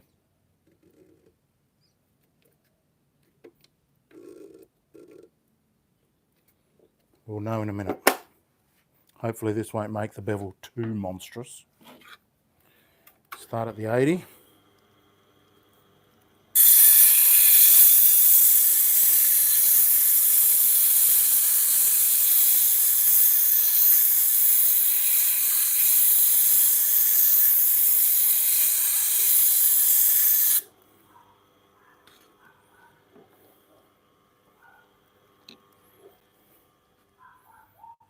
Let's put some marker on it so we can see what's going on.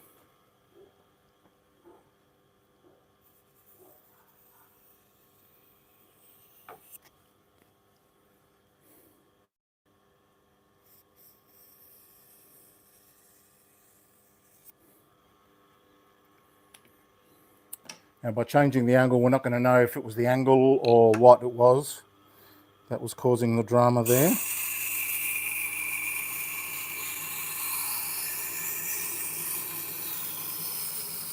So I would say that I'm pressing on here quite hard because you want to control the knife.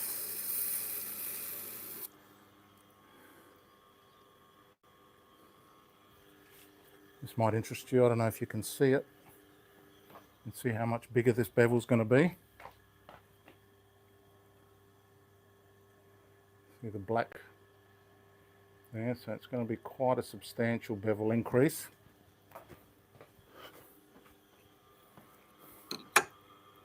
Do a couple of passes per side because there's a lot of material to remove.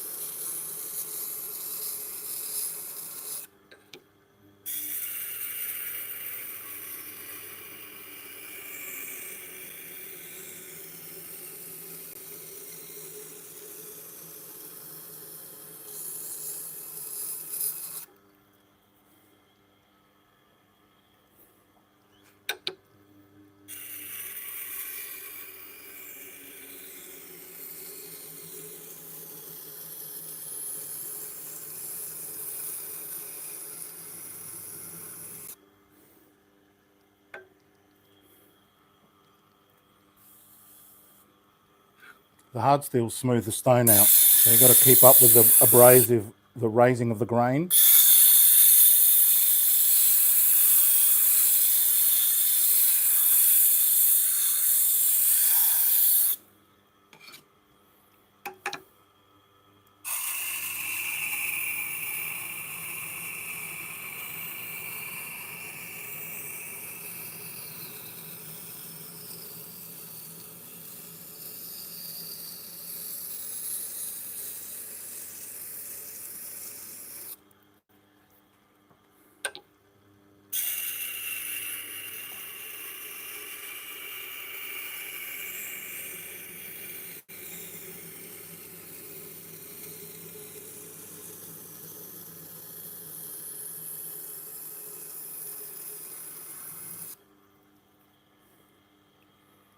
Getting there. You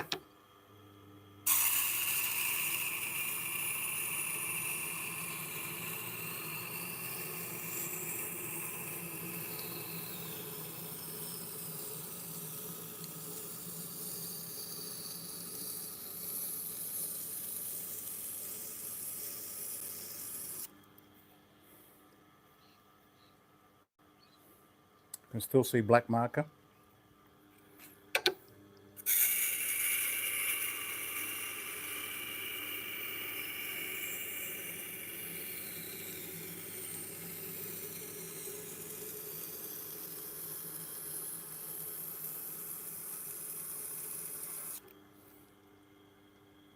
No burr anywhere yet. The bevel's much bigger, but it's what we asked for.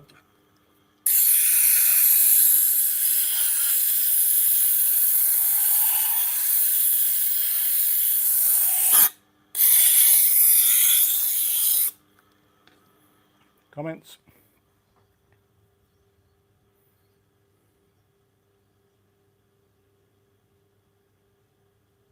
Yeah, you're right, Lars.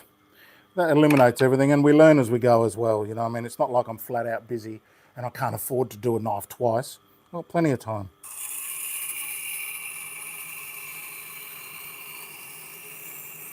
And it's educational for us all, isn't it? Not just me.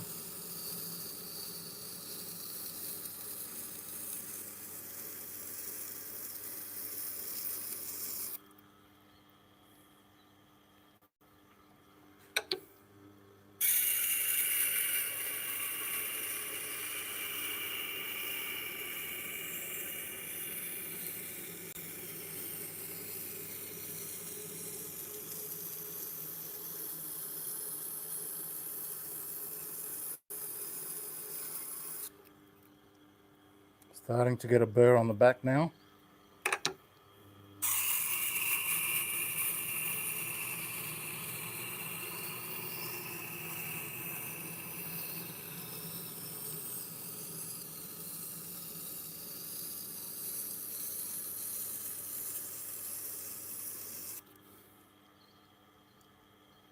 Yep.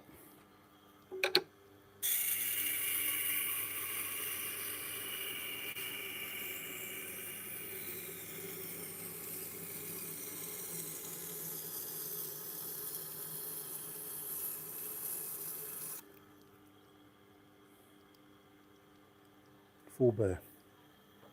I'll just try a few more passes. And this time,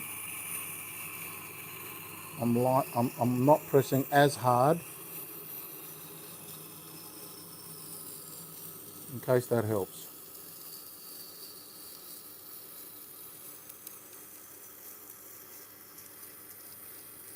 And the reason I'm saying that is because of Alex at Outdoors 55. He says to reduce the burr on the plates if you're using sharpening plates or stones. You do a couple of alternating passes lightly, and that gets rid of the burr.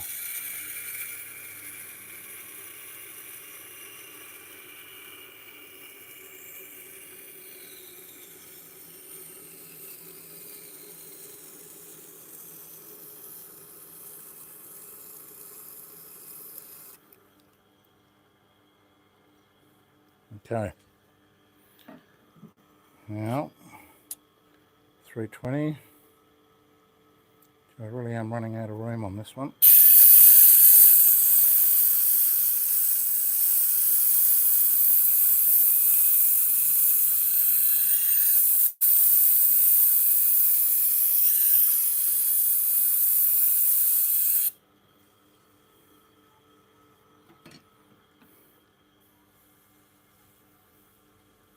Even running your thumb over the wheel lowers the grain a little bit. The grains, they stick up. That's what the 80 does, is it picks up the grains and lifts them up to create a coarser surface just temporarily.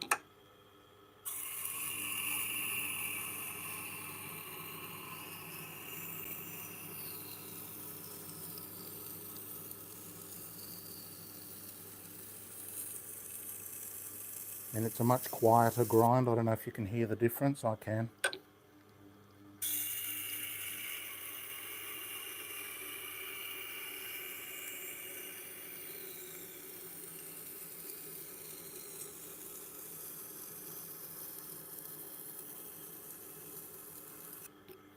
There'll be no best testing in this session because I've run out of clips and I haven't purchased any more. I don't really need them. The cigarette paper tells me everything I need to know. If I can slice cleanly through that, then I know that I'm near 100. The cleaner the slice, the lower the number.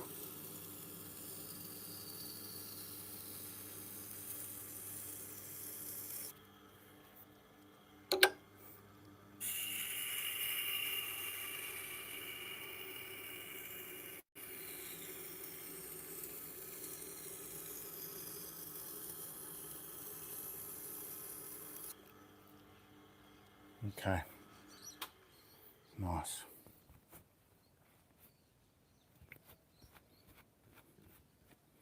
Much bigger bevel.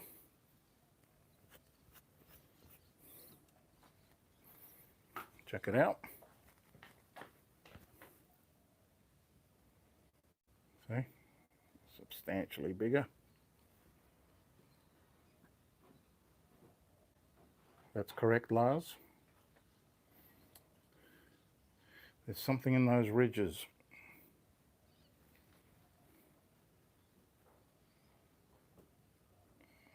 We would never have picked it up if it weren't for Dr. Vadim telling us that it's a thing. He did all the work. Right.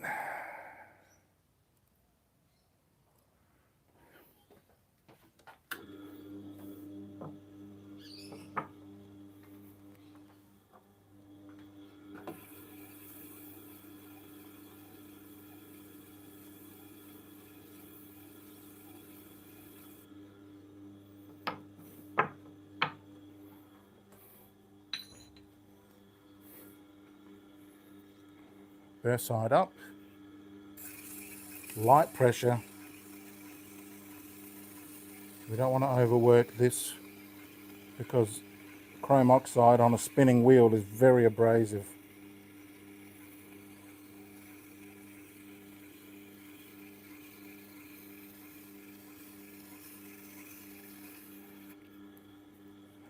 Despite its fine setting, it will absolutely polish metal.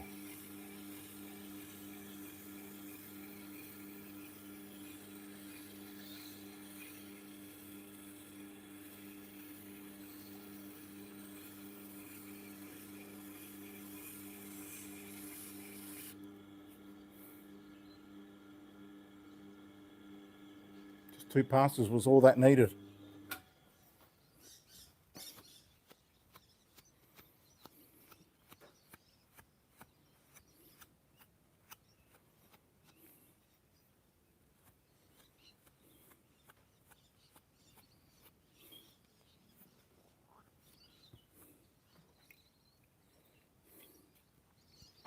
All right, let's see how we go this time.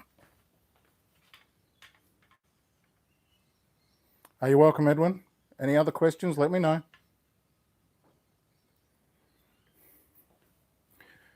Now let's do a before.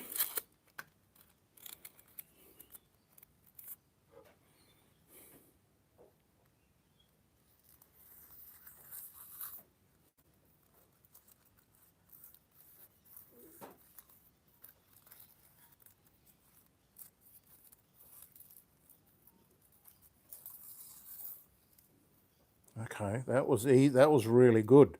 So I have high hopes for this one.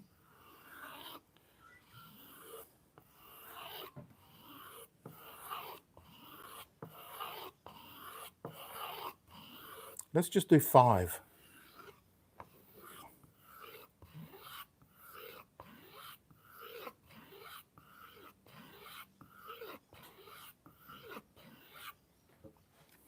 We'll creep up on it.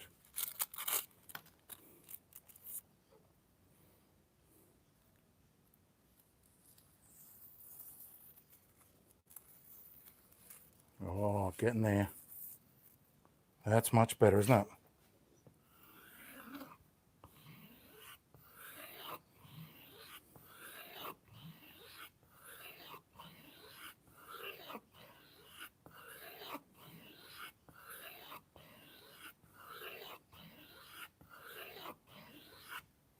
It's another 5.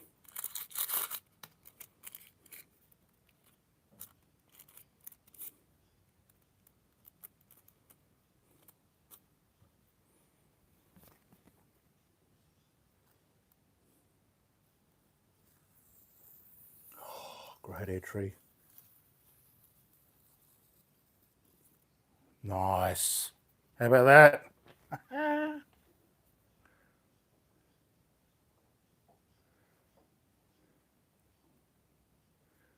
So what do you think it was? Do you think maybe that I did a better finishing job, or that angle is what made all the difference? What do you reckon?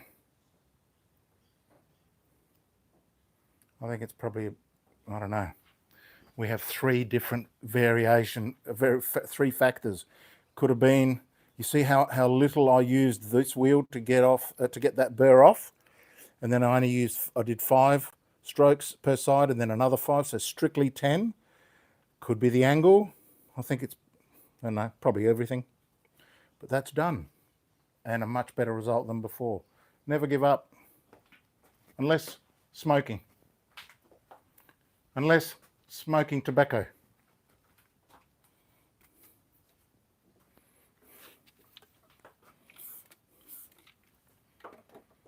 I've never been much of a proponent of the never give up. There's heaps of things you should give up. I know what they mean, but you know, if you're going in the wrong direction, you should give up and go in the right direction. True? All right, so that's that done. That was an ordeal,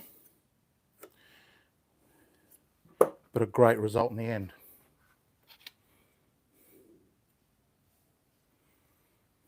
Nice. 4 down, 6 to go. What shall we do next? I'll let you decide. Let's have a look here.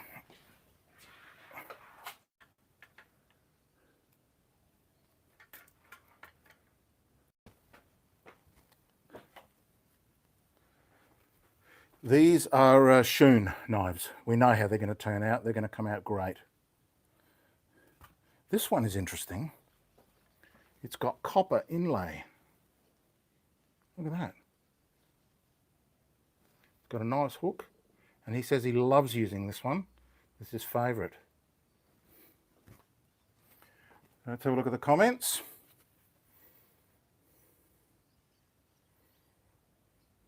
Sharp as a sharp thing.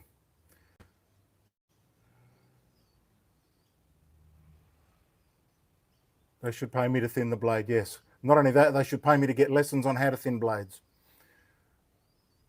The lower angle will definitely help. Do the top knife. Okay. I don't like copper Damascus. Well, he says he loves it. It's a great knife. Maybe in the way that it feels, don't know.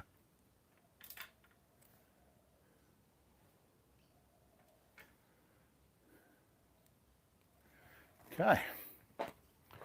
We're doing the top knife, the big Schoon. Now, I don't know if you can see that. I wish I could do better close-ups on the live, but it's a bit wonky on the edge.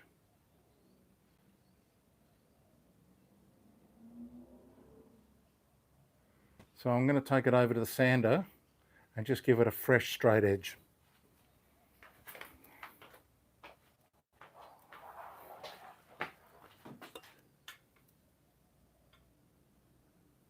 Well, I don't think the copper comes out in the food, does it?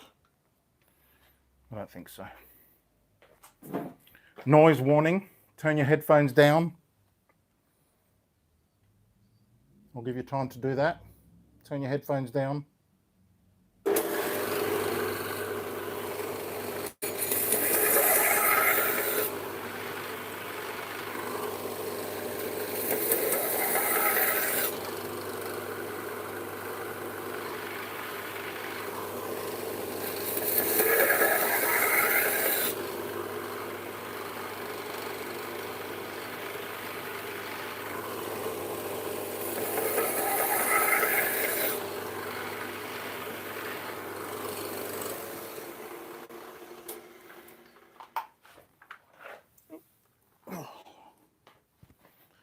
Pulled my power out.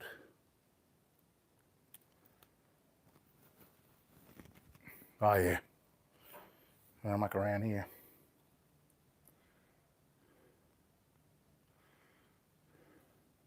It's a bit hard to tell on this, but I try and get a nice shine all the way across.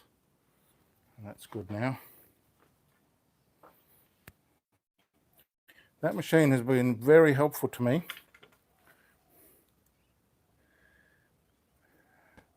It was originally here for woodworking.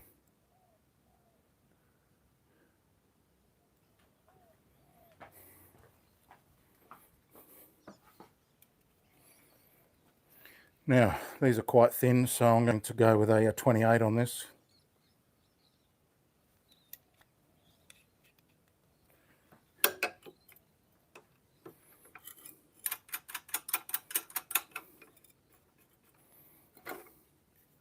$14 per side.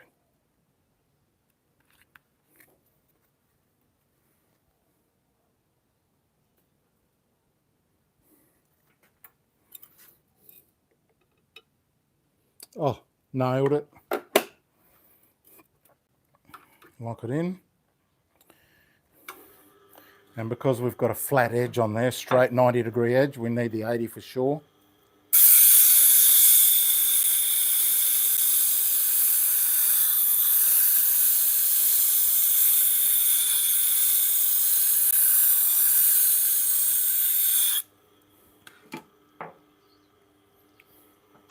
Two or three per side is okay when starting with a straight edge.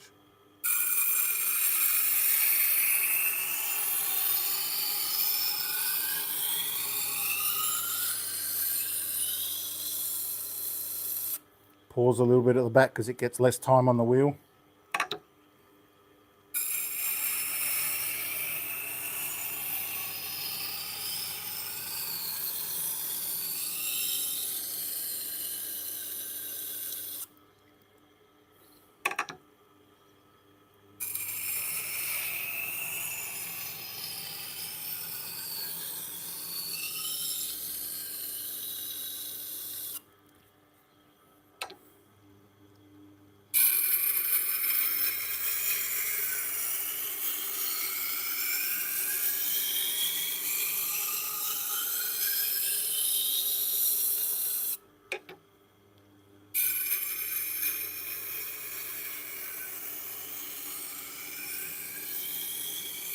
I'm pressing quite hard here.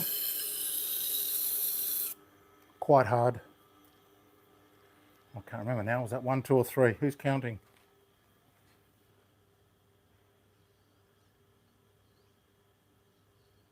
Yeah, I know oxidized copper is a horrible smell.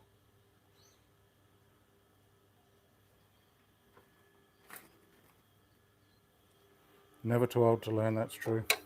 Well, let's give it one more anyway.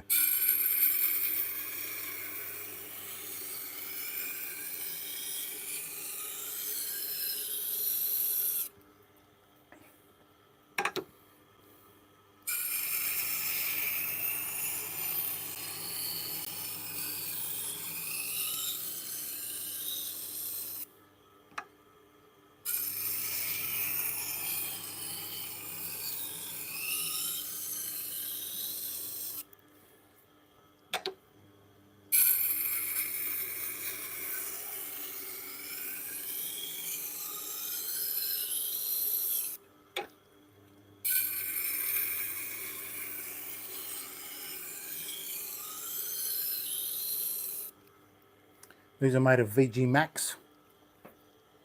Beautiful steel. No burr yet.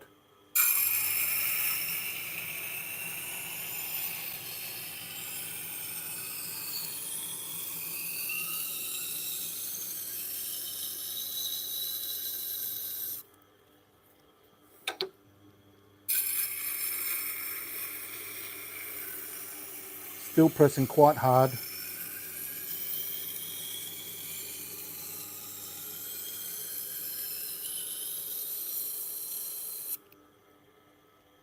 Still no burr. Are we smooth? Oh, totally smooth.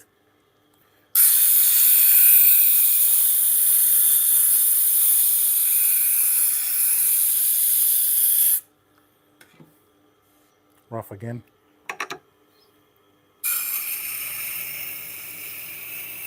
Slowing the speed down as well.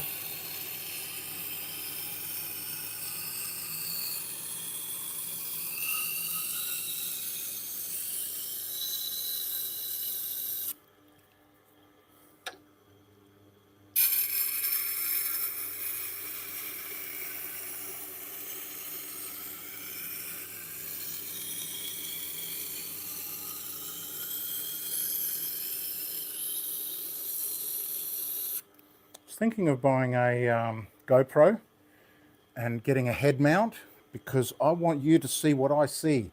It's not what you see. It's a greater view. I think it's important to try and capture that view, but I don't know whether a GoPro is the go. If you have any opinions, let me know. I was looking at a GoPro 10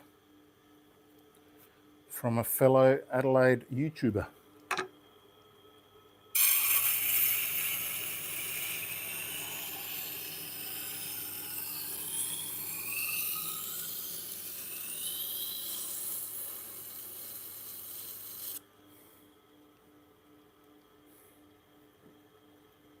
Starting to get a burn now on the tip.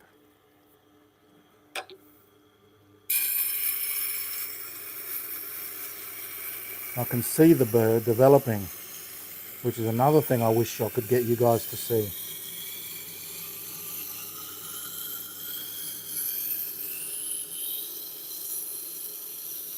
Basically, I want you to see exactly what I see. I think that'll be the most useful. And I don't think there's that much close-up knife sharpening on YouTube, is there? I think that's an area that I could maybe pioneer.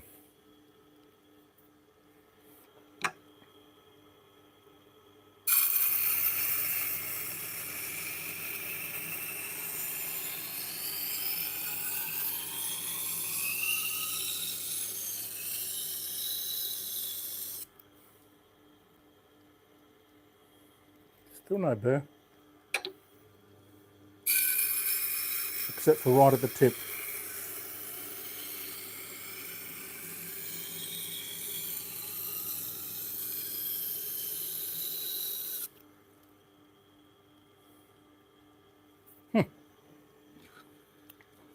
Smooth again.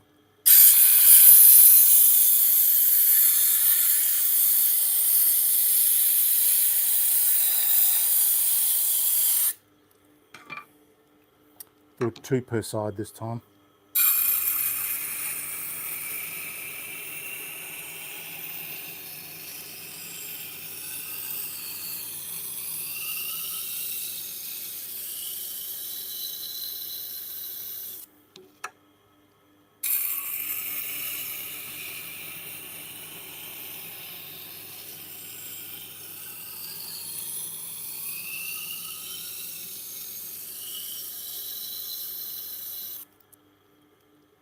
Nope.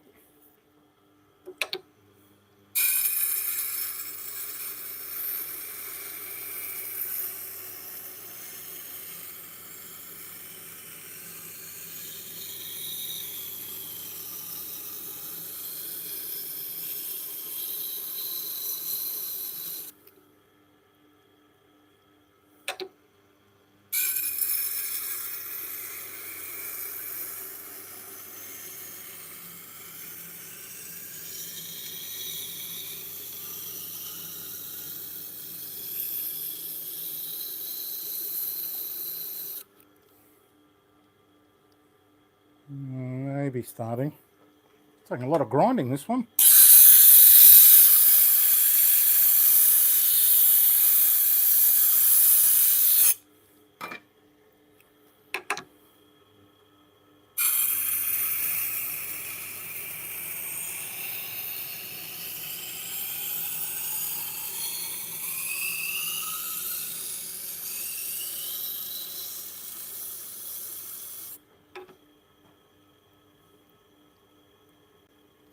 Ooh, we're losing grip. That might have something to do with it.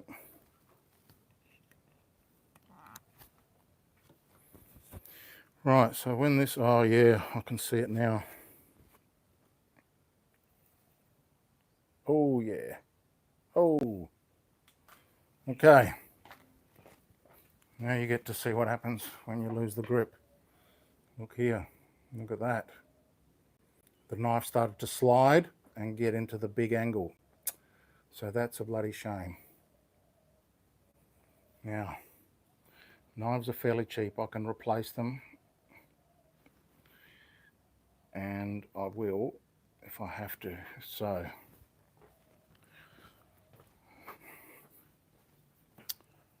that is an error. And that happens probably because I was pressing quite hard and maybe I didn't cinch this up quite as much as I could. So in order to match that angle now, I'm going to recolor it.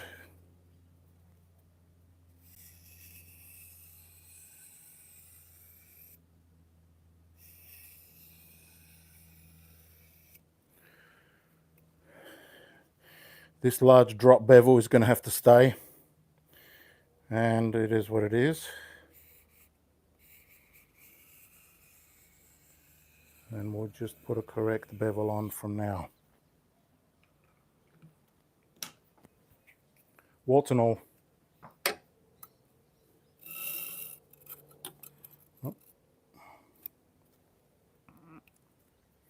Sometimes you get too, and also these bubbles don't help, right, these dents, because I'm not really getting a full grip. I'm only gripping on the edges of these bubbles, so that's something to keep in mind.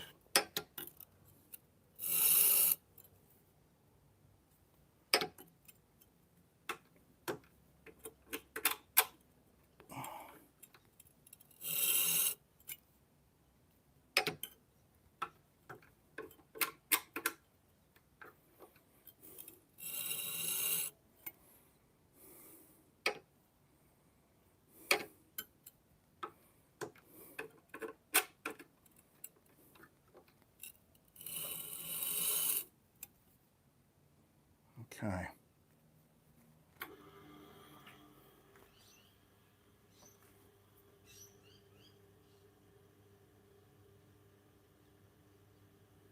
The knockoffs, Alex, they're not worth it, man. Save up. It costs what it costs.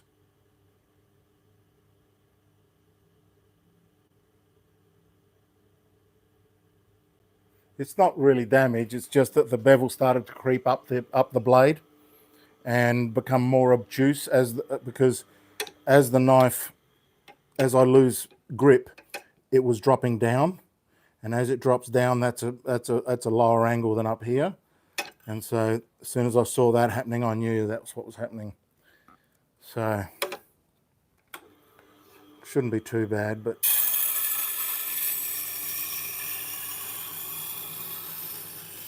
might also explain why I wasn't getting a burr, because the angle was changing.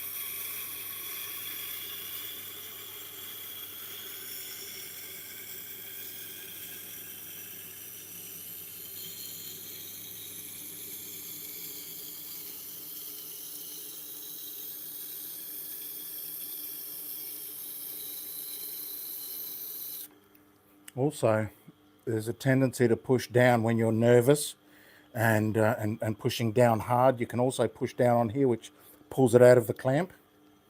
So you got to watch that.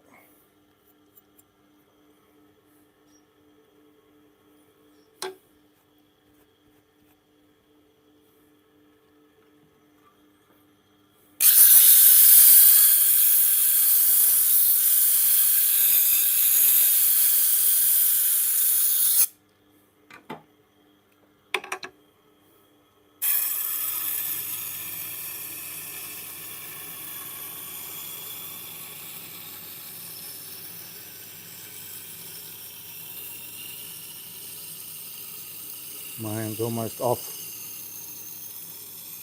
the grip.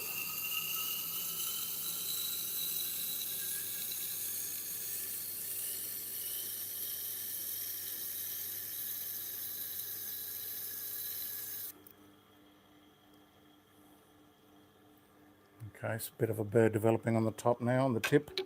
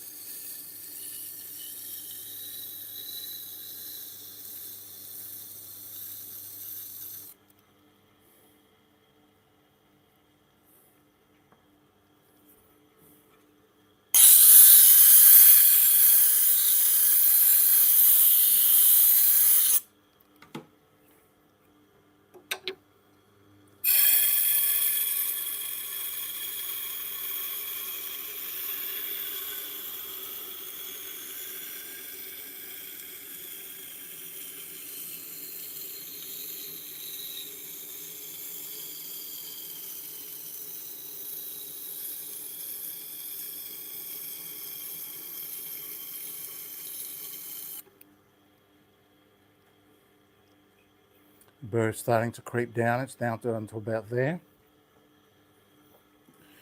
We've got to keep roughening it up. Yeah, that gets...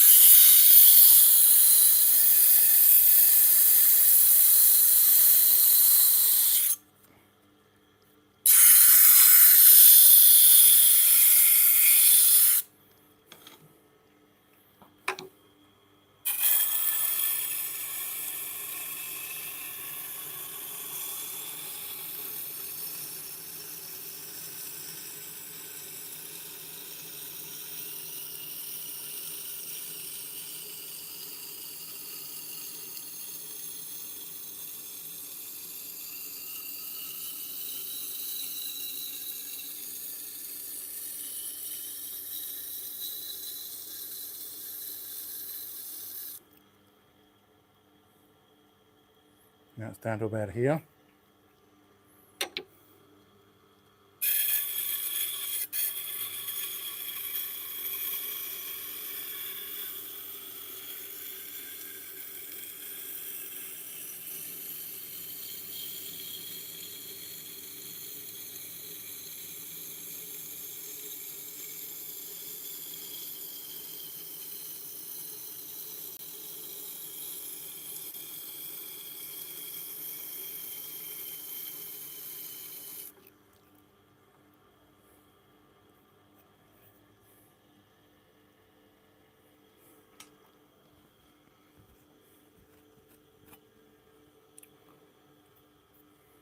Okay, everything's looking good now.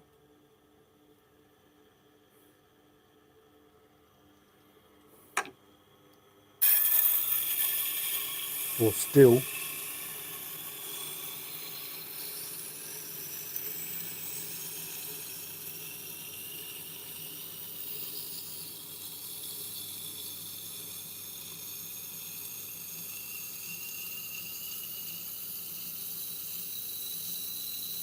This VG Max stuff's pretty tough.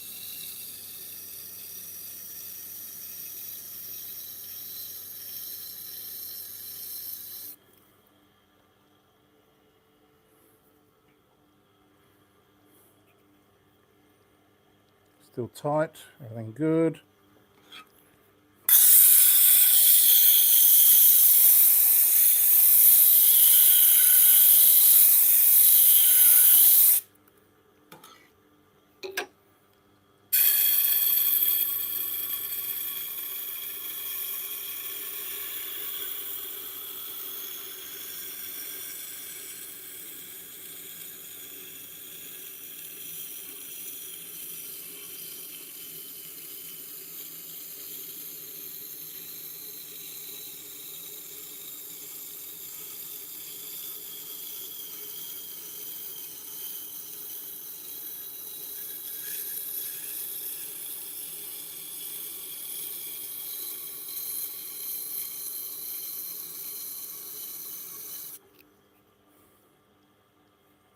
Okay, getting good burr. A little bit left, right on the heel there.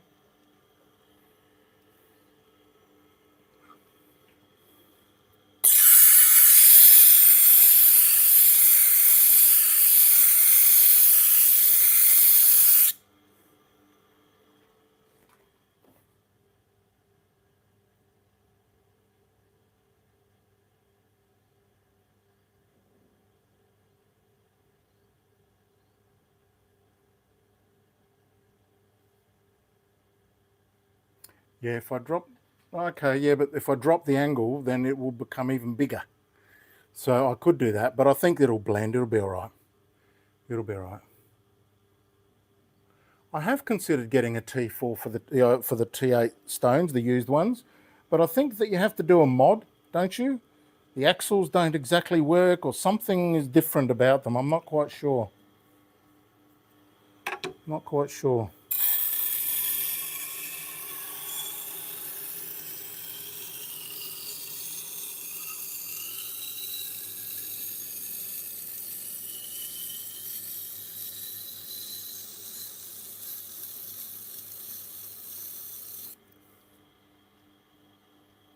Okay, got to burn nearly all the way.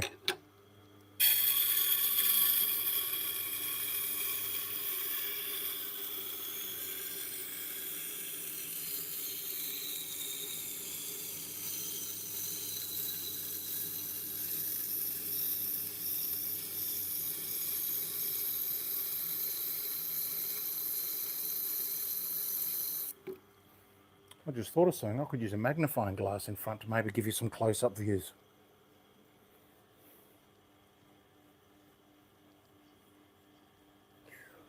Nearly just right at the very back.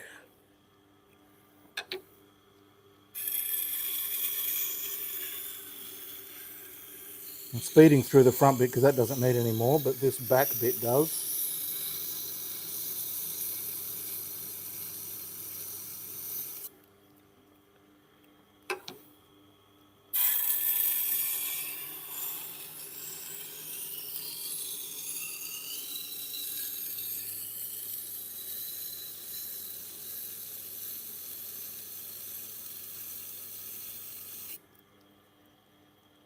There. All the way. Nice. Pretty big bevel. I wonder what angle it ended up being. We'll measure it in a minute.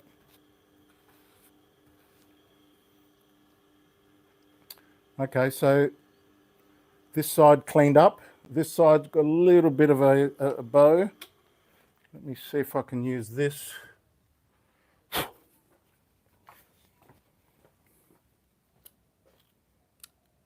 Oh, left my batteries on.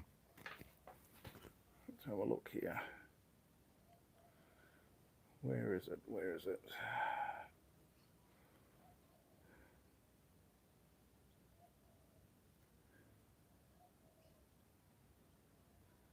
That's not really helping, is it?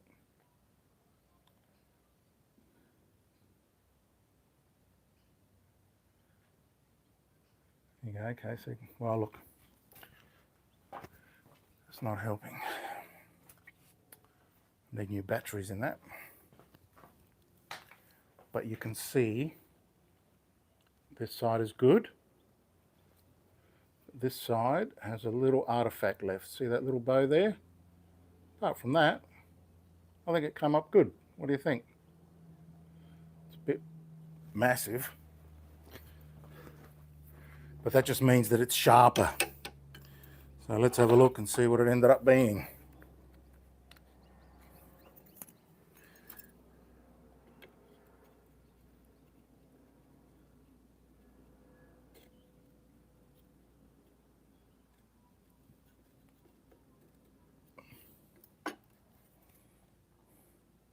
Oh, not too bad. It ended up being a 13. 26. It's going to be sharper than the sharpest thing on the top shelf at the sharp shop. Now, we haven't finished though. That was all done at 80, so I just want to finish it off at 320 with a couple of passes.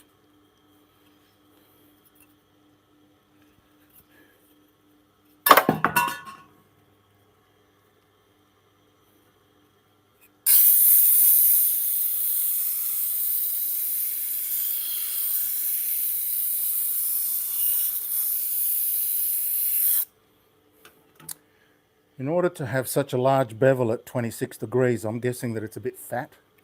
Fatter than I thought it was.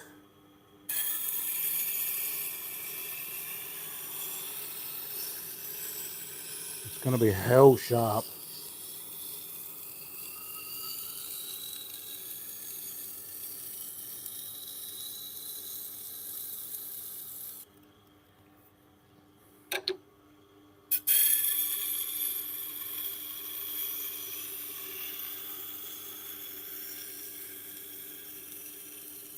Now I would say I'm pressing like a medium amount.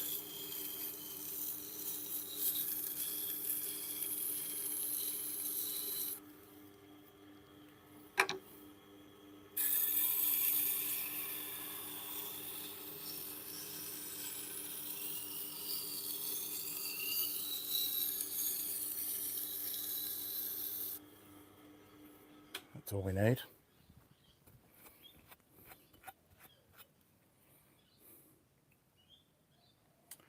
My engineering eye tells me that the tip is a little bit uneven. I want to give this side a bit more. So lifting it up higher. and pausing at the tip for a little bit longer. And of course you've got to complete the stroke, otherwise you'll get facets. I pride myself in having knives with one facet all the way through, nice and even. Oh, that was a bit light on.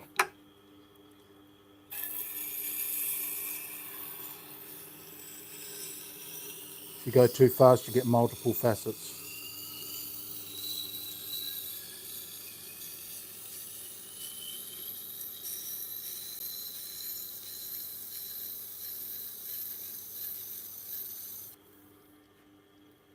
Better. All right.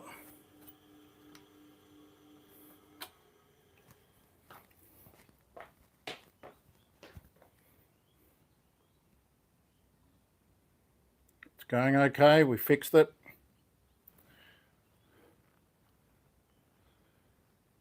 Looks good. A little bit of an artifact down here. You can see it reflecting differently. See that?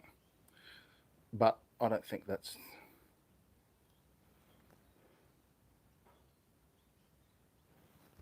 Don't forget, how's not hose.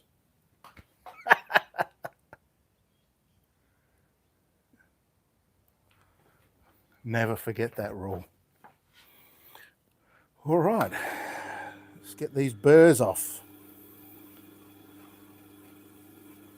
See, so this one probably took about half an hour, didn't it? Okay, burr to the top. Light touch.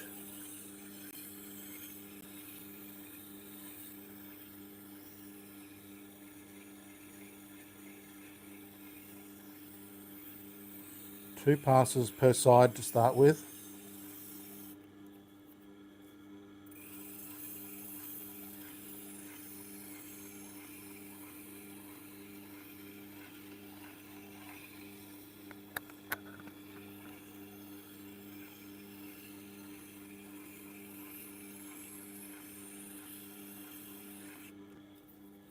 Check. Still got some burr there.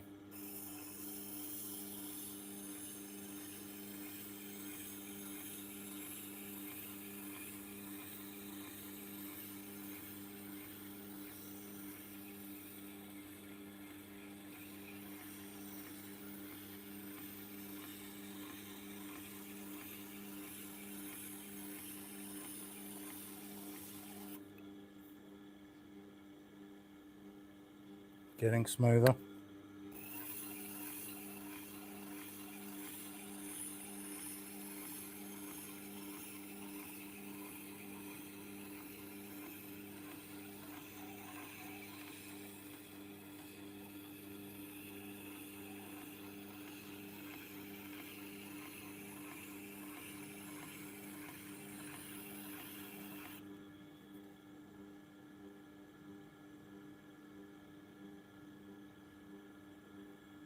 Couple of little catches.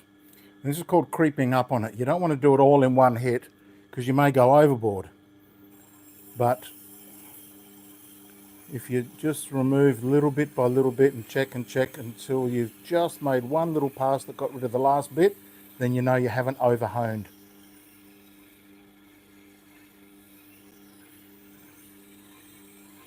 So I'm quite light here.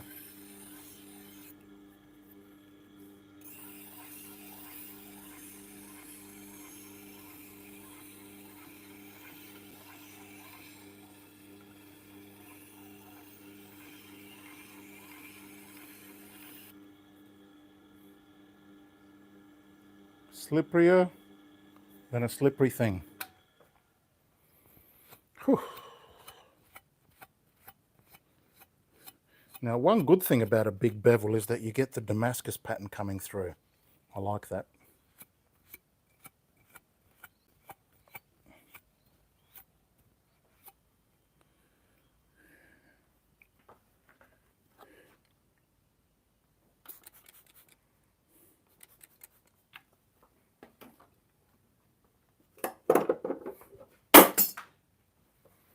Take it easy, Chili. It's just me dropping my scissors. Everything's all right, mate.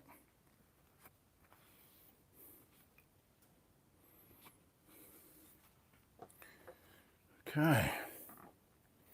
That was a bit of an ordeal, but you've got to do what you've got to do.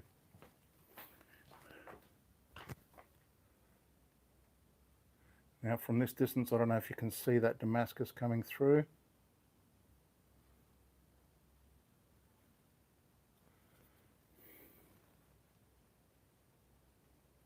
Oh, good on you, Bronzy. Yes, you've mentioned that in the comments before. I'm glad that this is resonating with you. Time for a Chili cam. Hello, Chili. Say hello, Chili. Chili, up here, mate. Chili. Oi. Hello. So chill.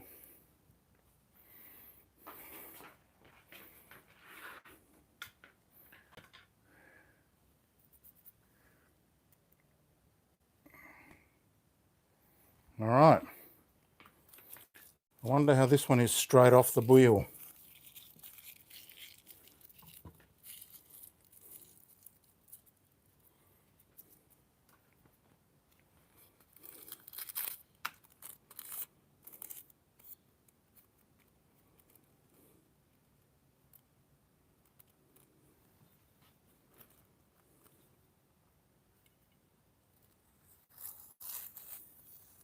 Still catching, but not bad. It's going to come up great.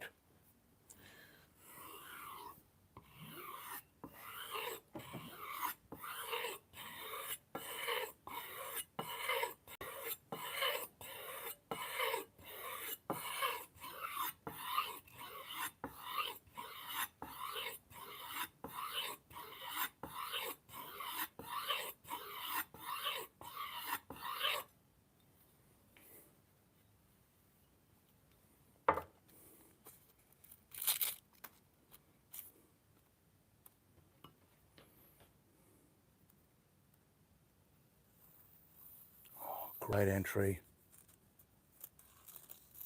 Oh, bit catchy there. Needs a bit more.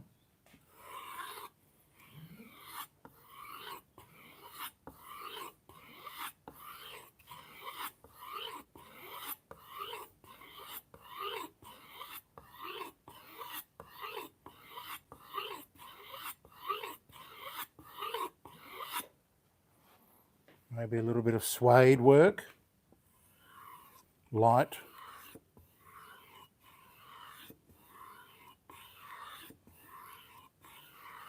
Five strokes.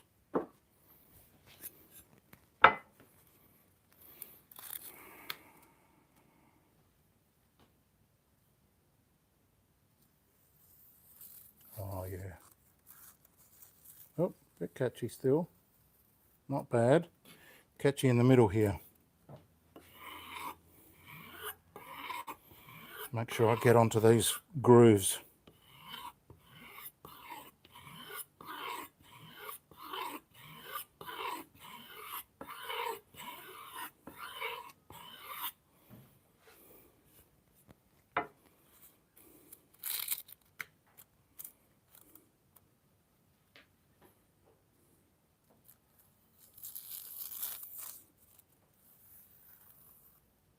Not bad. It was a bit noisy.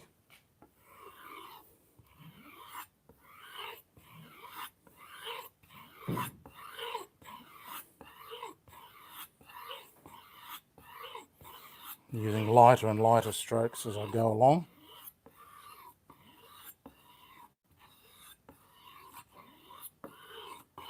Making sure that every bit gets time on the ridges. And just to remind you, this board has got good ridging down the bottom, but as it gets to the top, it's a bit smoother. So this has got lots of variation on this board. But that's the nature of the beast. Let's see how we go.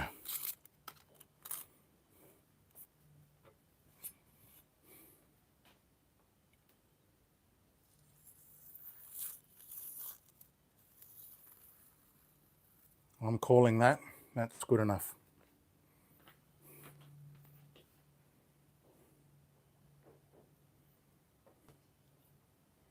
Too bad, a little bit of an artifact down there from the slipping. Hey, no worries 101. I don't even know your name. Thanks for popping in. You're a great fan and a huge supporter, and I appreciate that. All right. I'm going to choose the next one. Let's lower this down so we don't get too much reflection.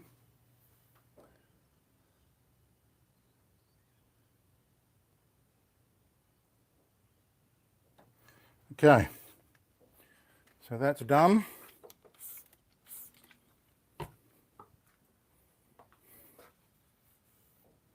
And at 26 degrees, it's going to be hyper sharp.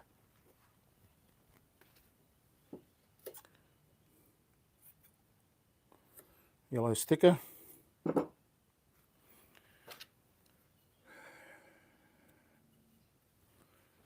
Done. You know what? Let's get this equivalent Santoku out of the way. This one's got a few rusty bits on it.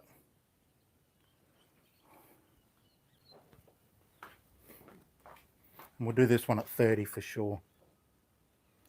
A bit rusty. My knife's a bit rusty. Is that Indian cricket player? I don't think so. So I'll give it a bit of alcohol. And then I get some 0000 steel wool, or 4/0 as it's called. And just rub those edges to get rid of that steel rust.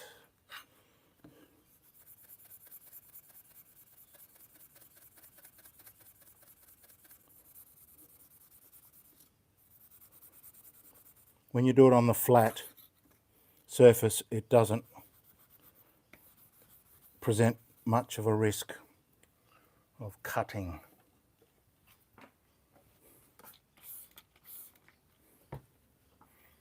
And that 00 4/0 wheel steel wool gives it a nice shine as well. All right, let's see if we can crank this one out double time. I'm going in deep because, as we just learned, these bubble tops, or whatever they're called, raindrops or hammered tops, they present a gripping risk. So I have to come in deeper. We just learned that lesson. Get good squeakage. Let's move this back up to 30 or 15 per side.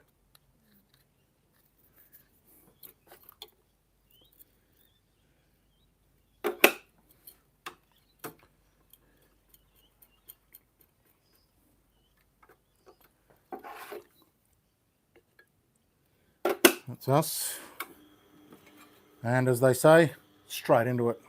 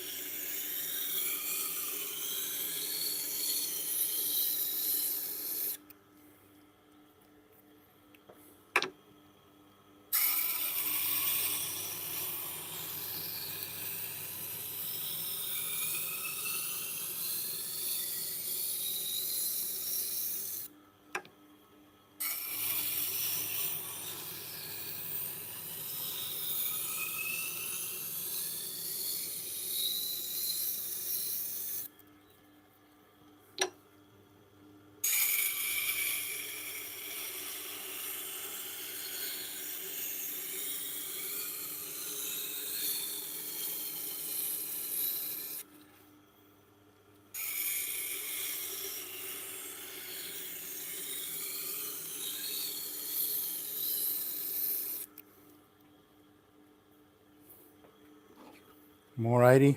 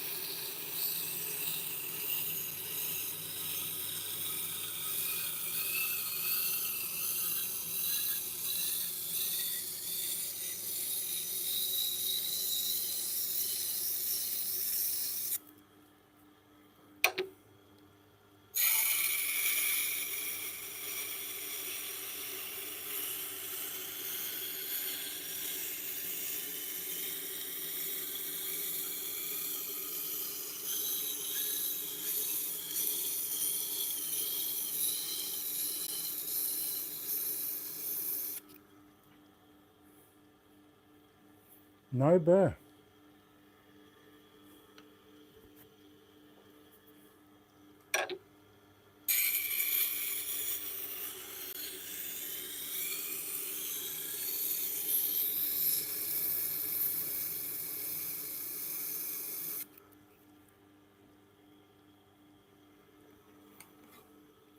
More 80.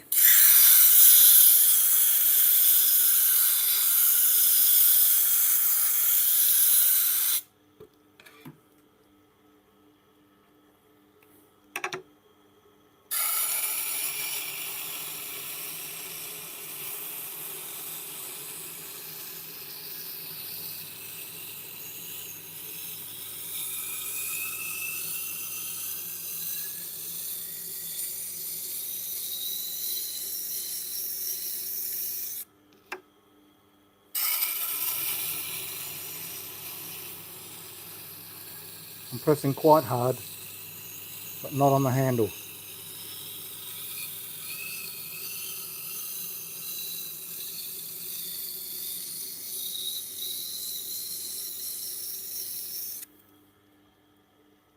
Starting to get a burr. Give it some more 80.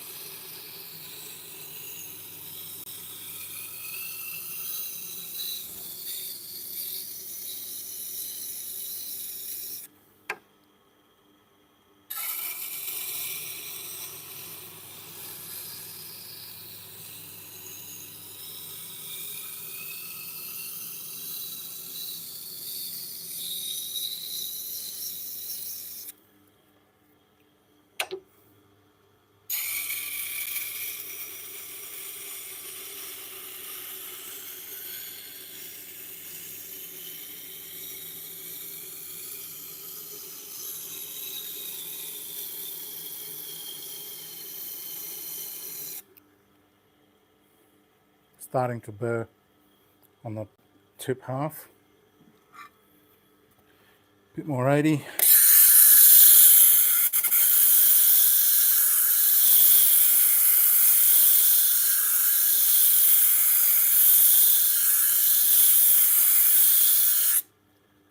How are the ads going? Not too annoying?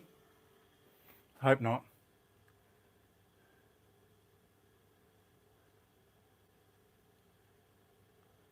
See you, Lars. Thanks for coming. Whoop. I have a phone call. Let me put you on mute for a minute.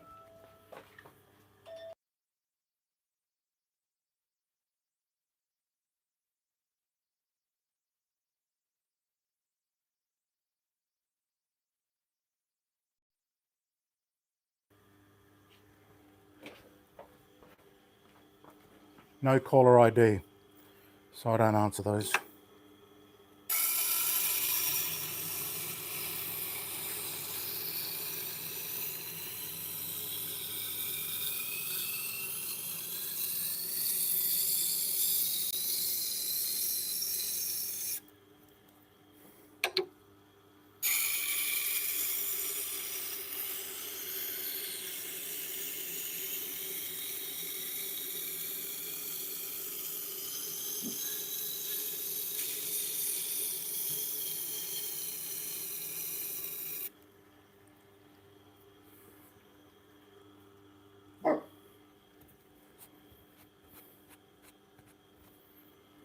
I can see my gate from here. Sometimes people come, they call as they come, even though it's appointment only. Can't really help that. Appreciate the business. Okay, so we're getting burr everywhere except right in the middle.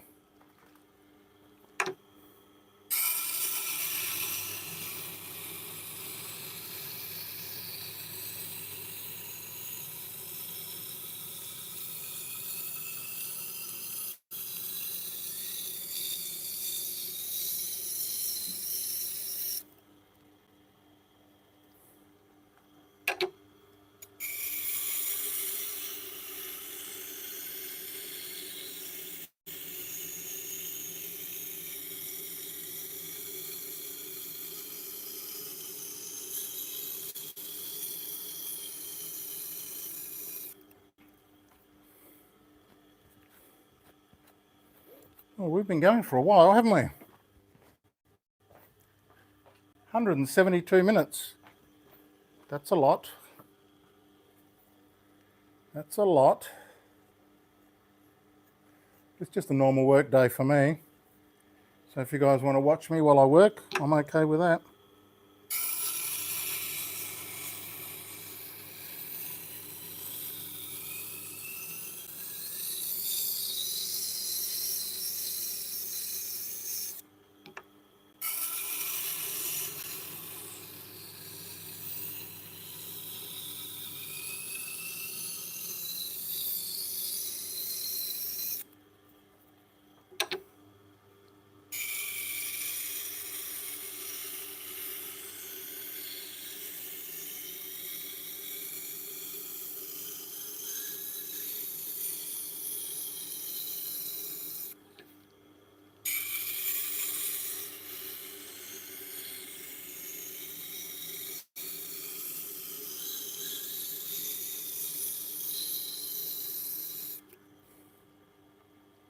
We have burr everywhere. So I'm going to do one more, couple more passes on the 80.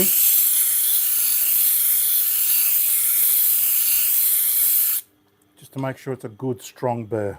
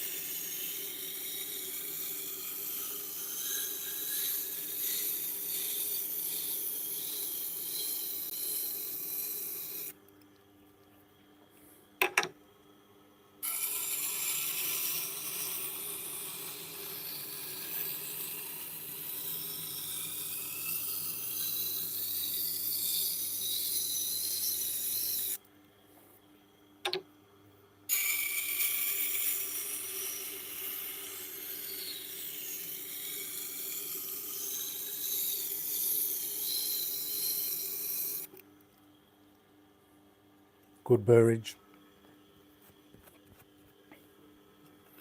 Finish it off with a couple of passes on the 320.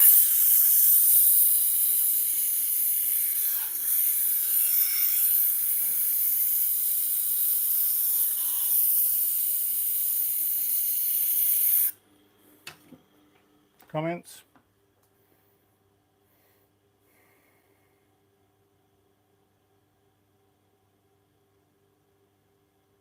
Yes, Razor, it is a good idea, but I don't know whether the T8 wheels go straight onto a T4. Might have to do some research there.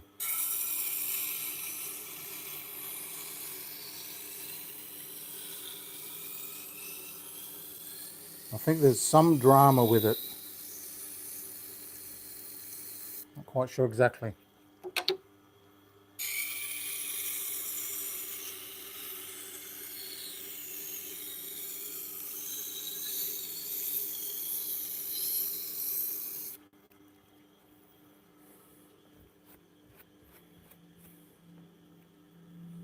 Beautiful. A little bit more on this back.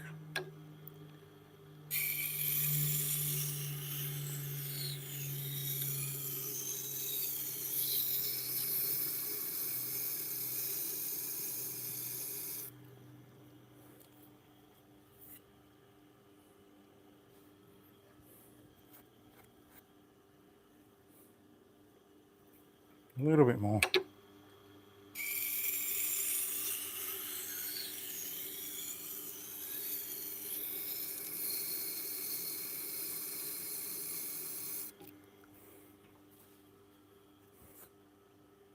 Perfect.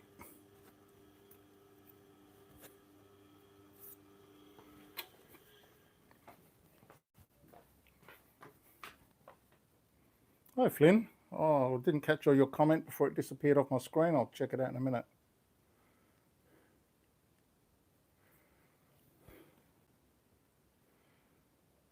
So that's a 30. So the fact that that's still a big bevel, so it must be a fat knife. Let's measure it. Where's my La Measurer? Oh, here it is. I'm guessing it'll be up over 50. Ooh, it's 1 mil. That's why they're so big. That's why they're so big. Have a look here.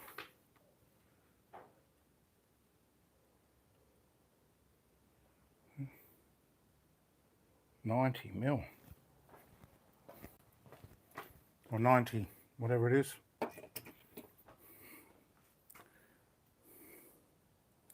9/10. But still, looks beautiful. Let's get that burr off. Oh, what was that comment? Flynn, thank you for this amazing service. I'm thoroughly enjoying seeing my knives hand. Oh, that's Flynn. Haha. Flynn, thick boy that one. Okay, so guys, Flynn owns these knives. How good is that? I was hoping you'd rock up.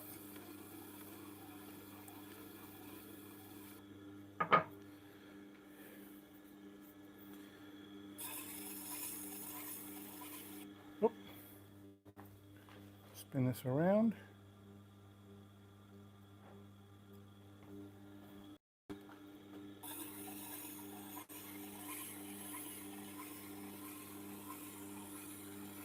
Yeah, the whole session is devoted to you, Flynn.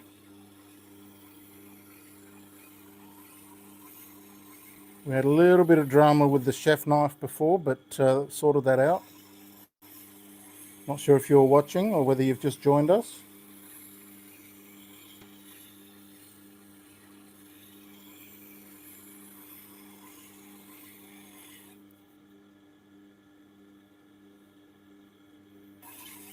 A few little stones left.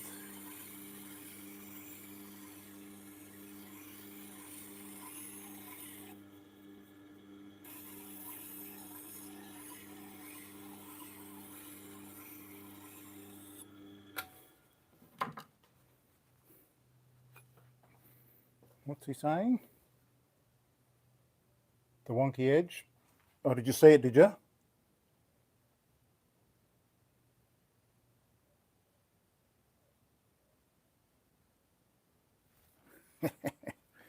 Yeah, you'll have to go back and watch it. It's a whole session. We've been going for a while. Should have started earlier in the morning, but I got caught up on some other things.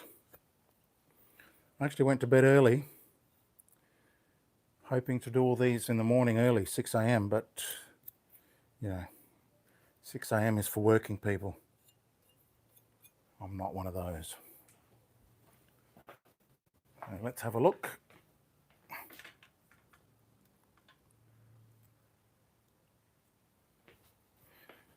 Do it before.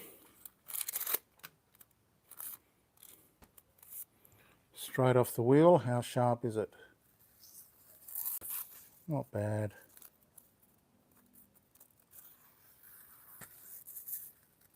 I mean, a lot of people would be happy with that, but we're not.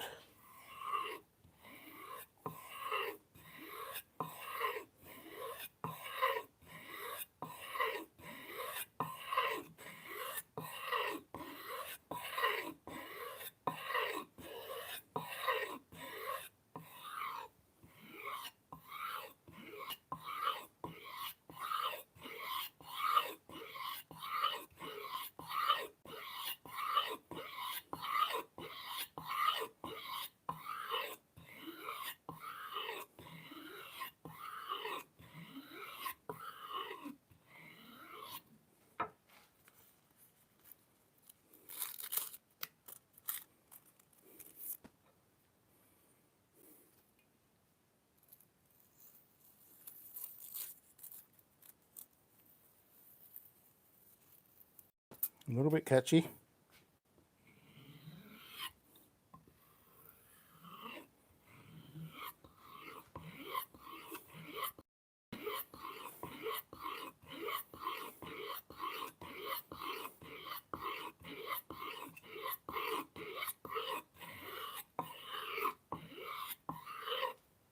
Try a bit of suede.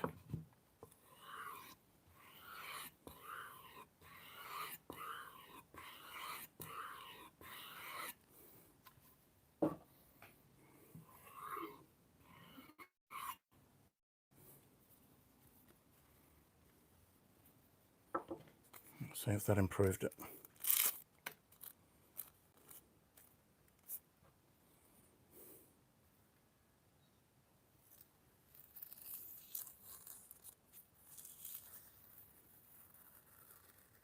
A little bit noisy.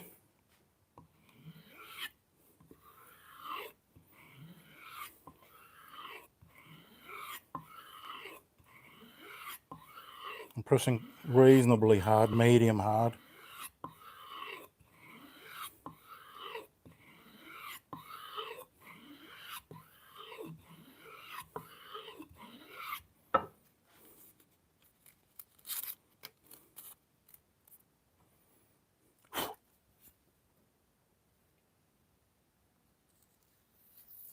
That's better. Yes. Couple more. It's almost like it gets worse before it gets better.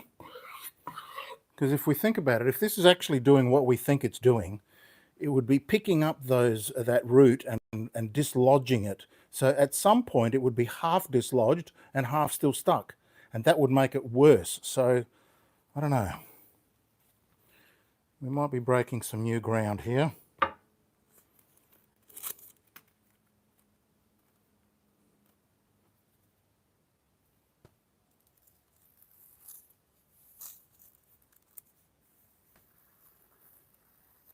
Nice.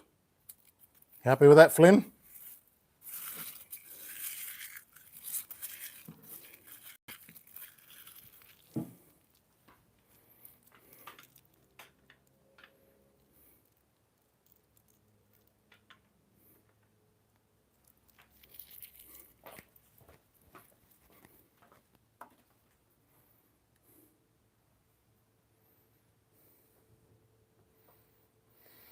Alex?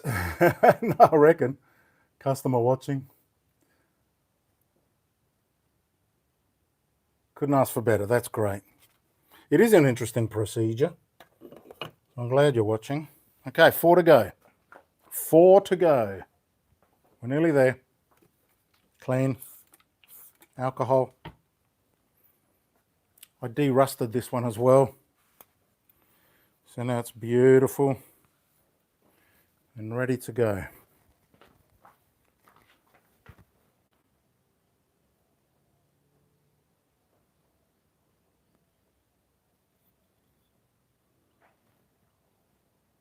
30 degrees.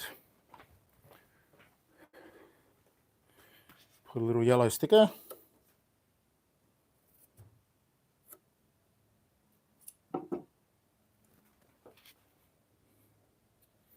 What time is it? Oh, nearly lunchtime. I've got people coming at around lunchtime. So let's finish off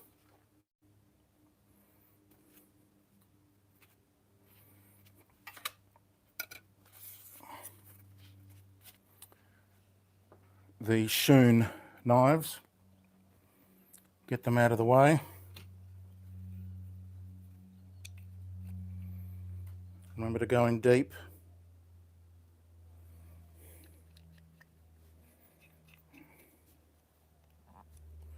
How thick is this one?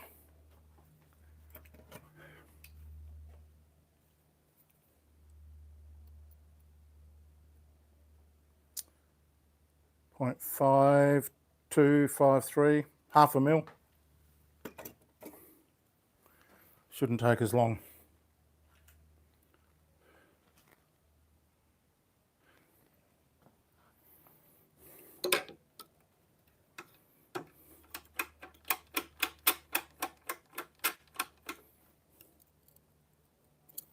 I'll do this one at 30 as well.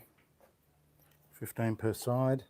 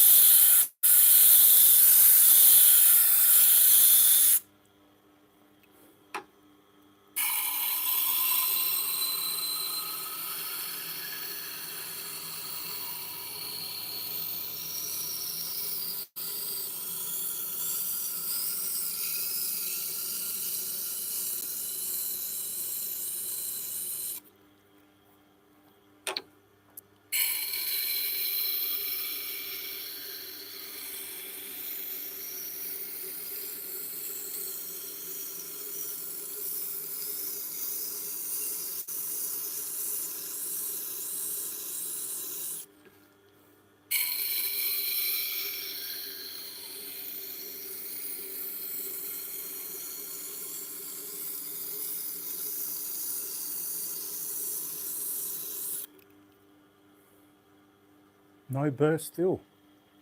It's amazing.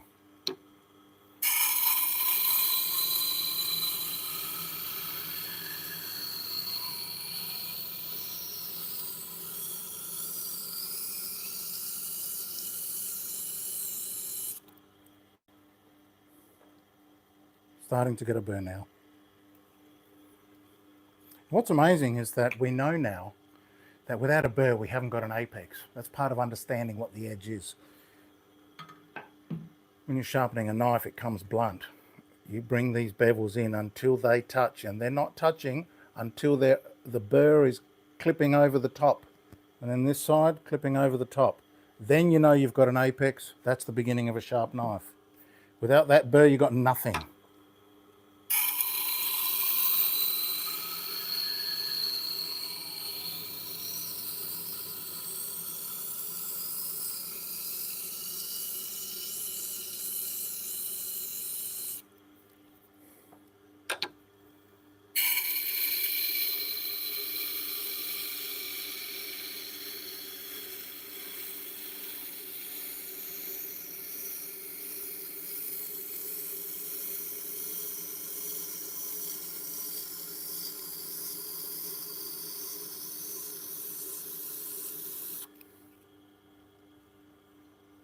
Okay.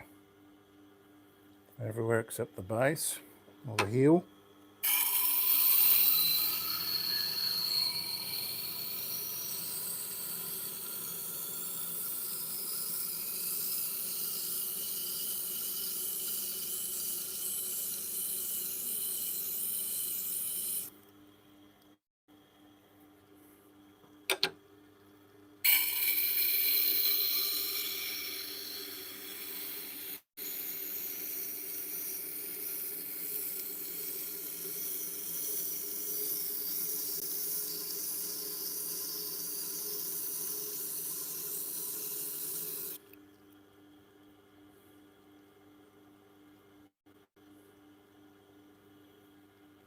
A little bit more on the heel. A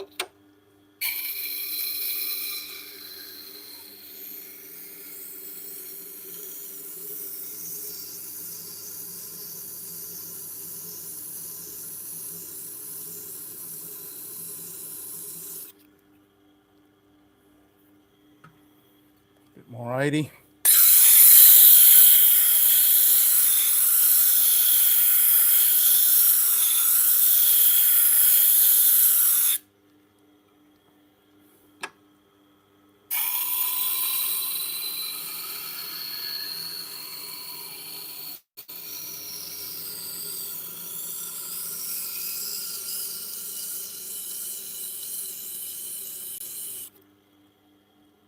Yeah.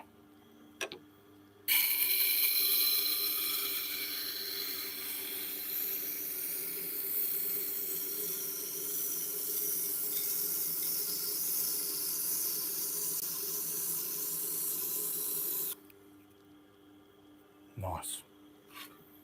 Finish up with some 320.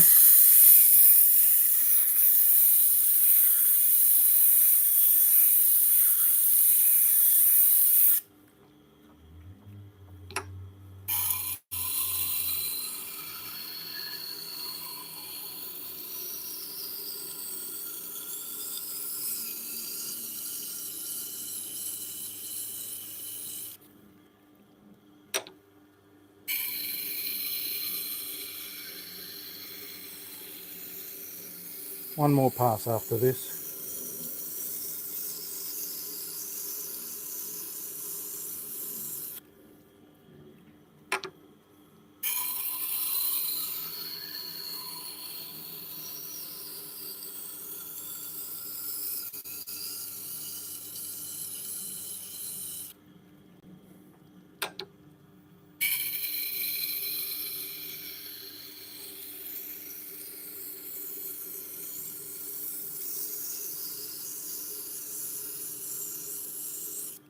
Done.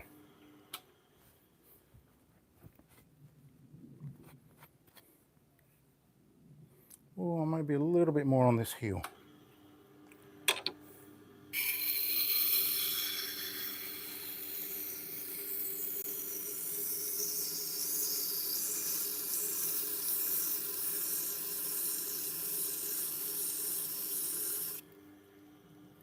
Perfect.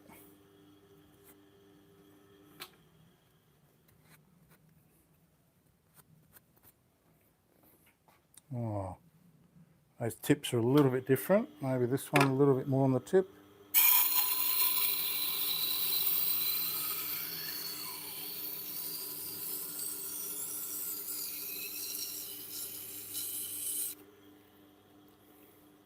Perfect.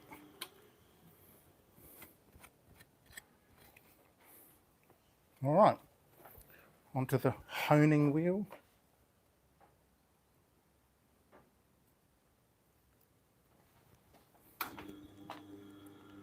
Comments. Oh, one hose back. See you soon, Razor. Thanks you. Oh, you're falling asleep. That's okay. Good to have you on board.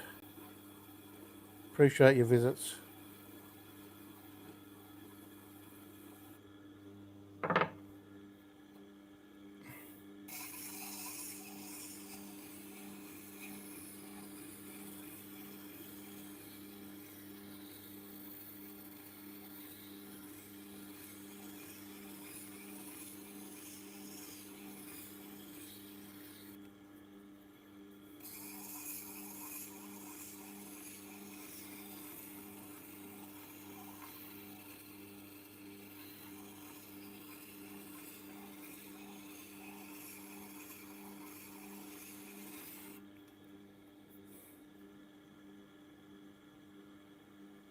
Perfect. That came off quite easy.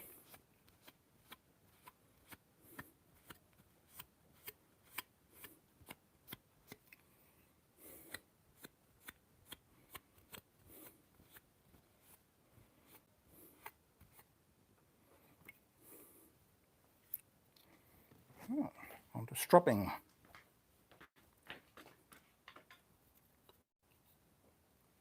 Chili cam. Hey Chili, how you going, mate?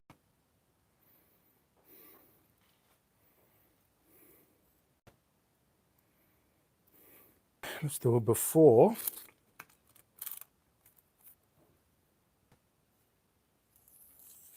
Not bad. A bit catchy. Oh, it's not going to need much, I don't think.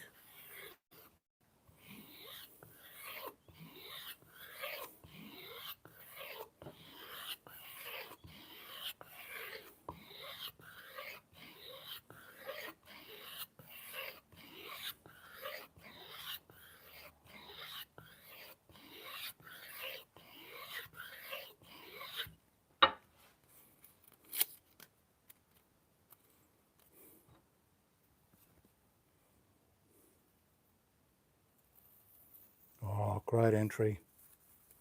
Look at that glide edge. Oh, magnificent.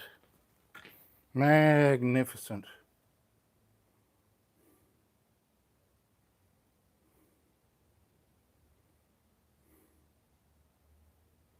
Beautiful.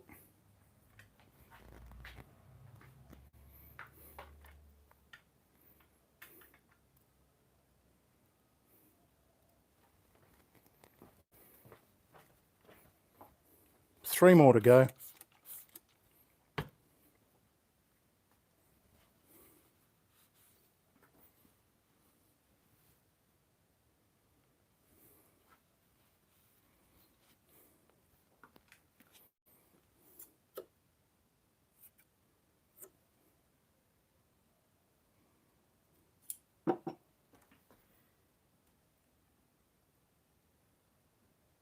Press cut? Oh, I don't know.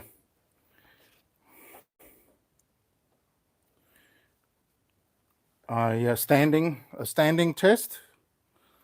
Oh, I don't know. Let's try one. I don't think it will. Might. That's generally reserved for the super thin.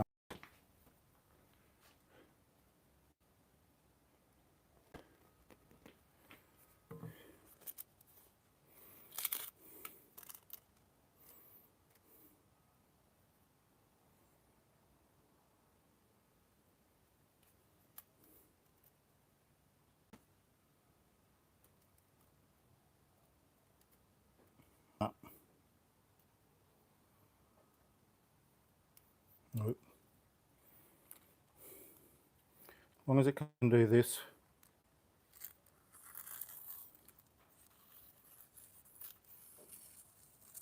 We know we're at about 100 bes, and that's plenty. We're not doing sharp sports here. Plus it's a very fat knife. Even though that one's 1/2 mil, still very fat. The press cut's generally done by the 30 mil, 25 to 30 mil knives.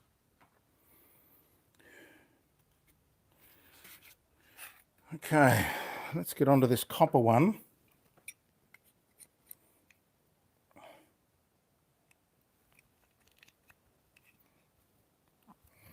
Shouldn't take long. How fat is this? 44, 43, not bad. We'll take a good 30. Same as the last one. Let's see how it grinds up.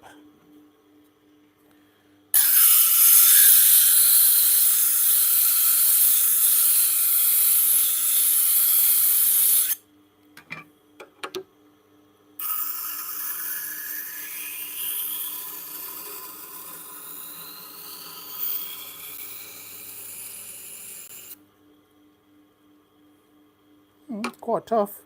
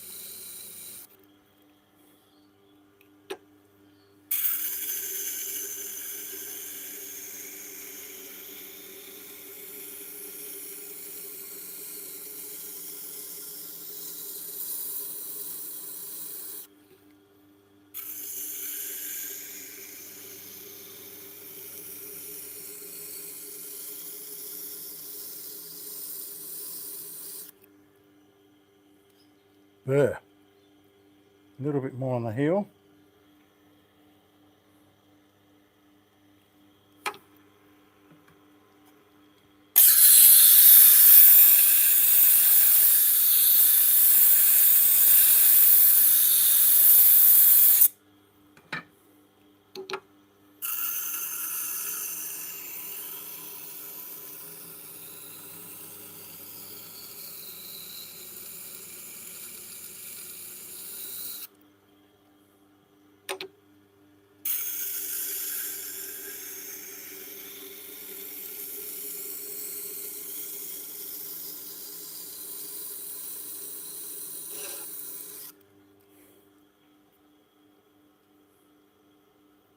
Good burr. Onto the 320.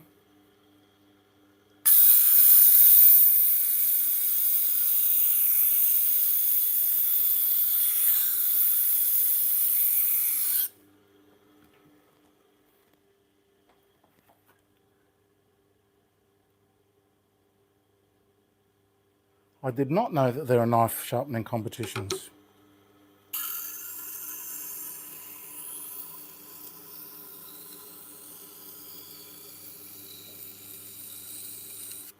What do they compete on? Best tests, I suppose.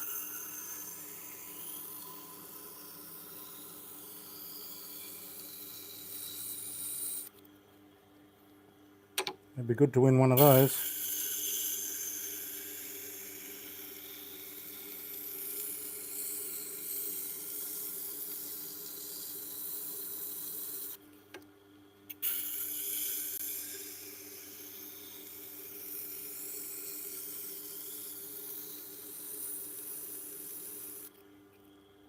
Okay. It looks great. Maybe a little bit more on this side.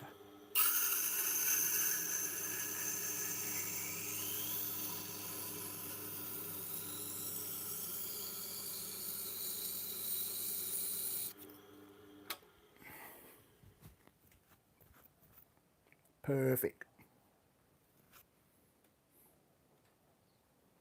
Oh, maybe one more.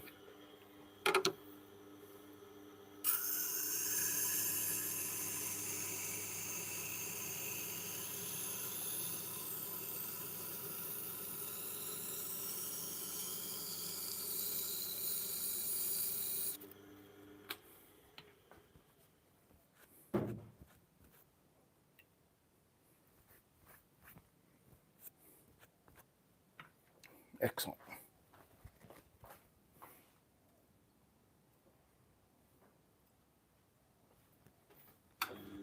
If you find out how they test them, let us know.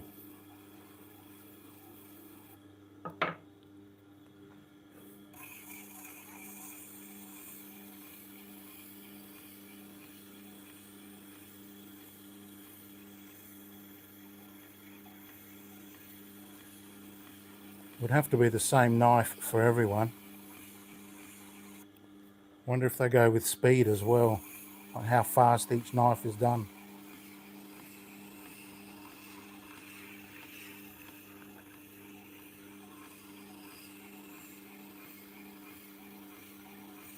And do they all use the same thing, like the same stones? Or is it whatever method you bring? That's done.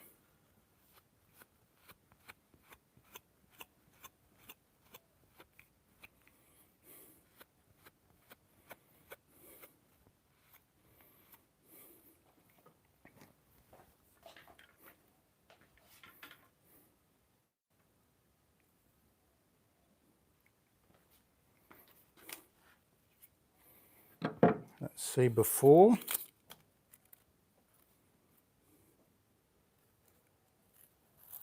Oh, not bad. Oh, started off good. Got potential.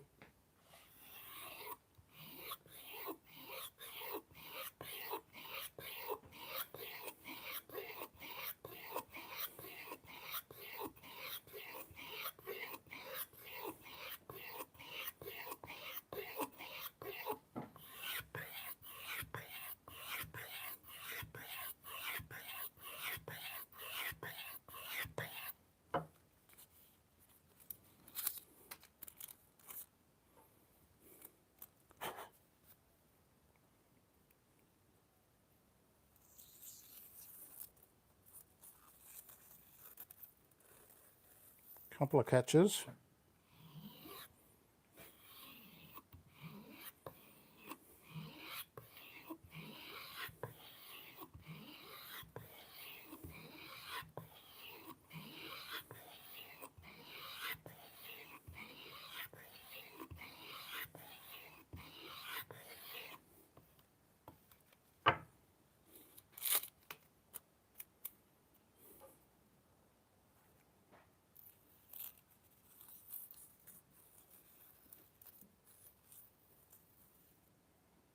little bit more.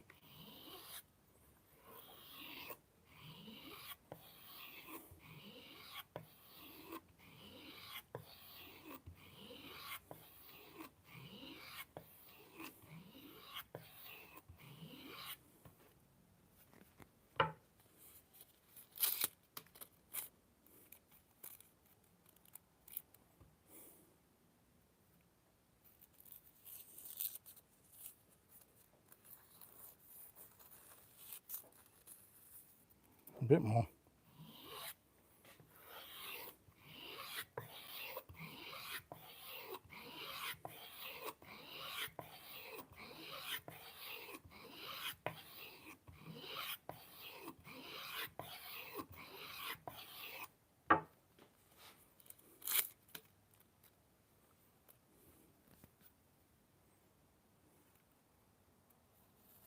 Oh, great entry. Oops.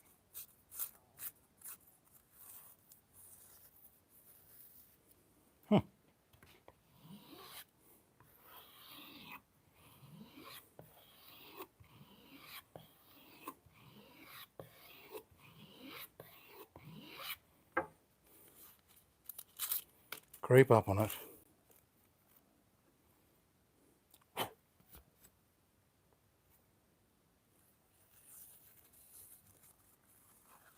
That's what we want.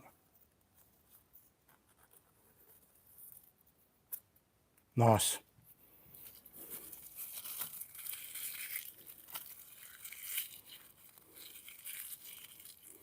Two to go.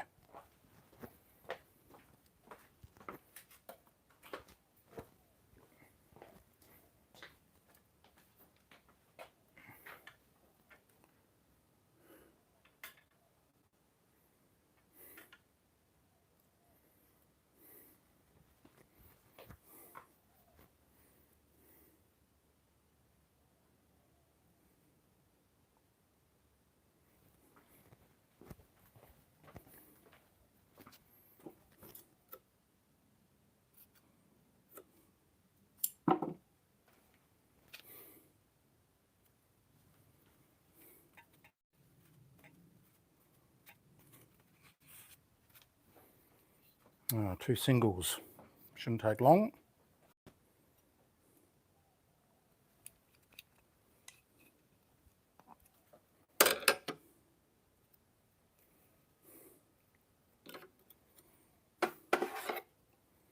We're doing these at 30.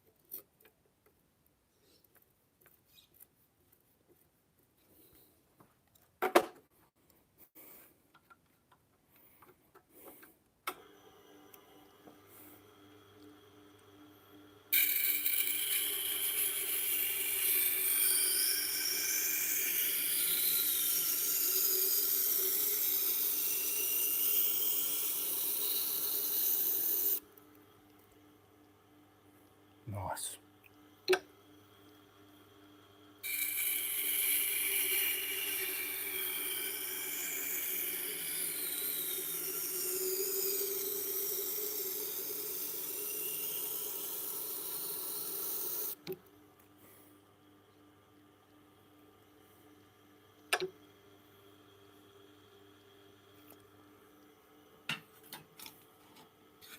Roughen up. Yeah, smooth.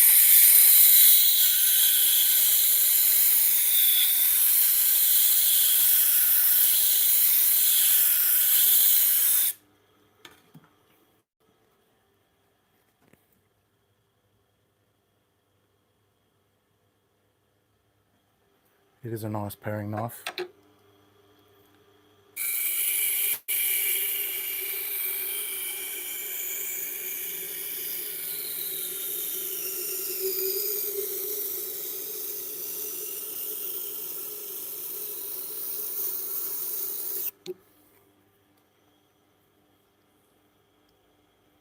I've got a burr on most.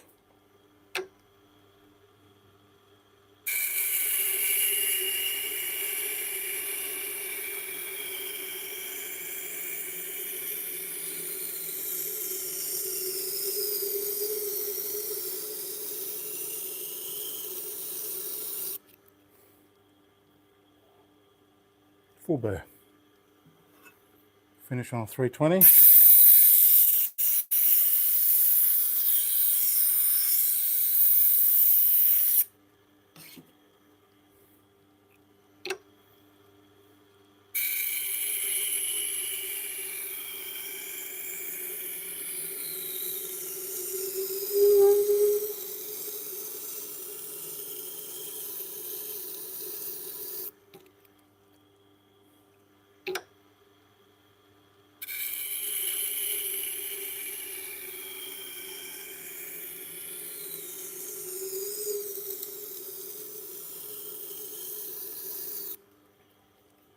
Nice.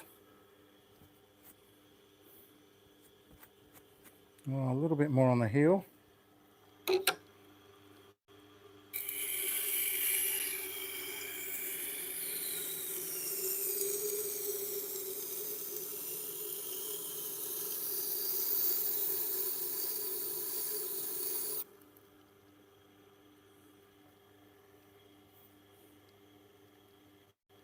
A little bit more on the heel.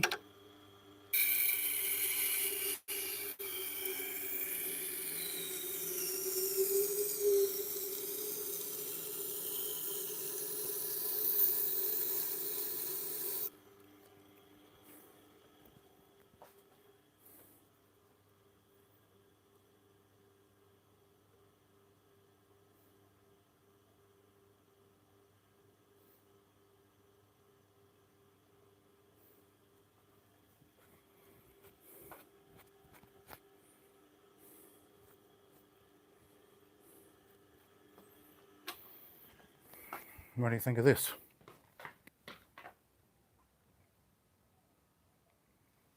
Nice little Western bevel there on this Japanese knife.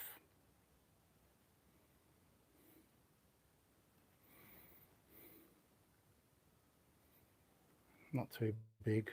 30 degrees, one angle. So 30 degrees, one side.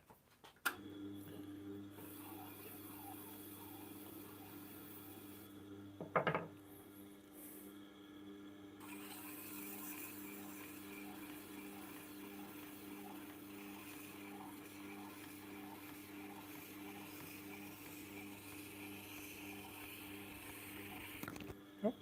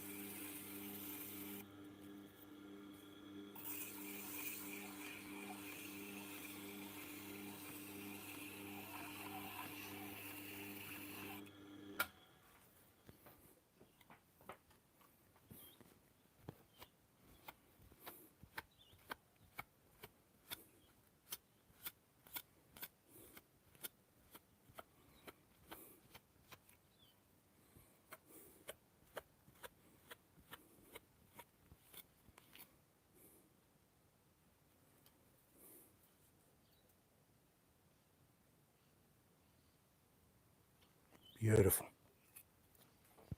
Didn't take long.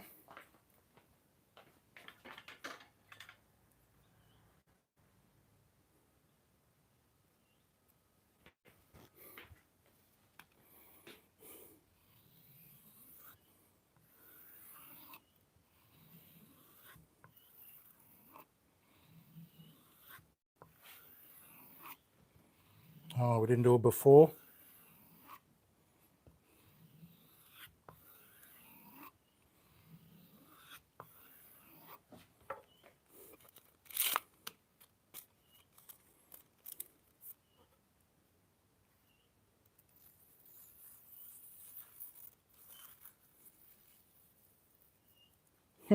Not bad.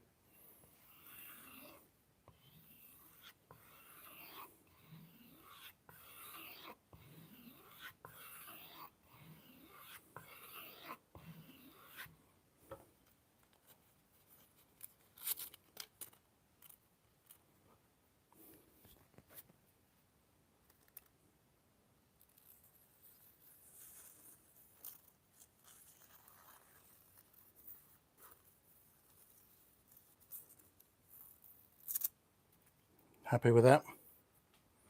Beautiful. On to the very last knife. 222 minutes. 10 people watching. Where are you all from, I wonder? Zenrik, good morning. Good morning from where? Where are you? Where are you? And what time is it in your location?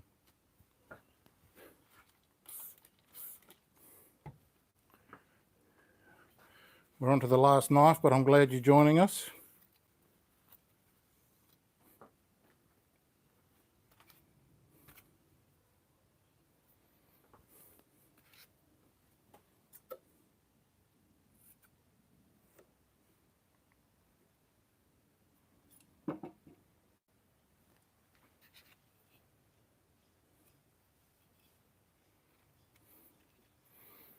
And lastly, the large dabber. The one some of you may have been waiting for.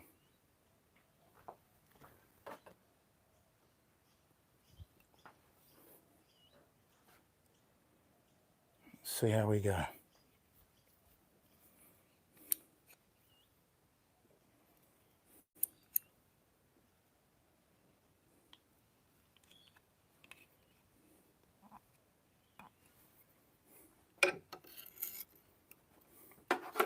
Measuring on the back plane.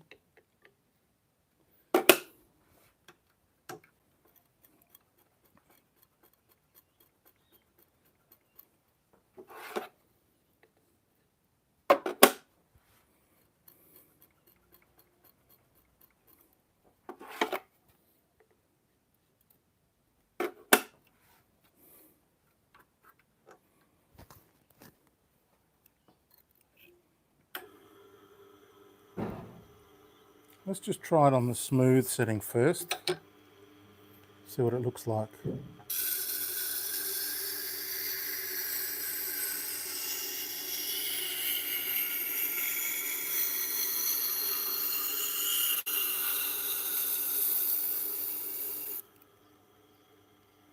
Looks good, nice and slim.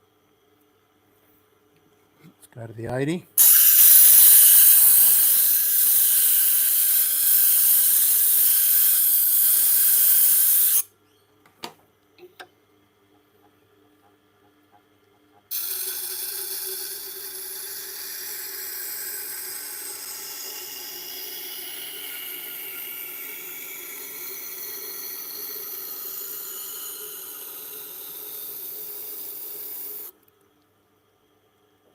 Beautiful.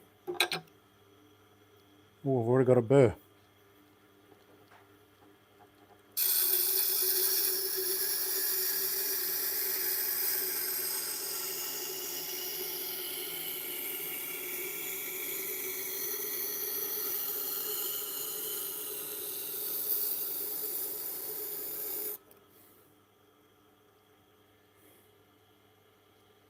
Nice strong burr, couple of more passes.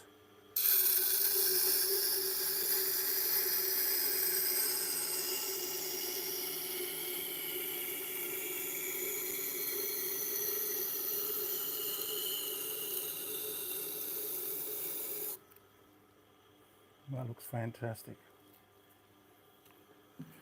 Hit it with a 320.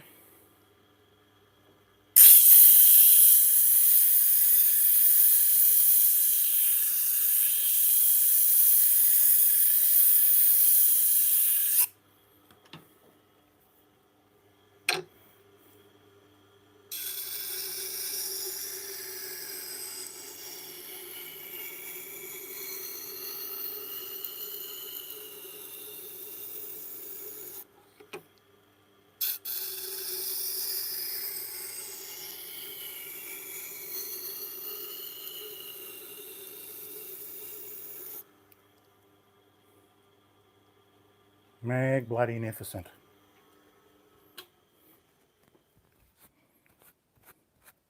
That looks very nice. Look at this.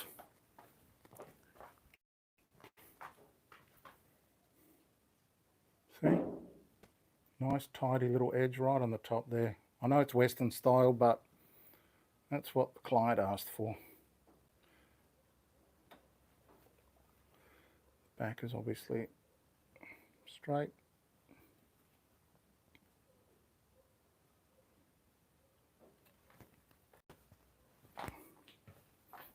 Let's deburr. And finishing up now. Last knife.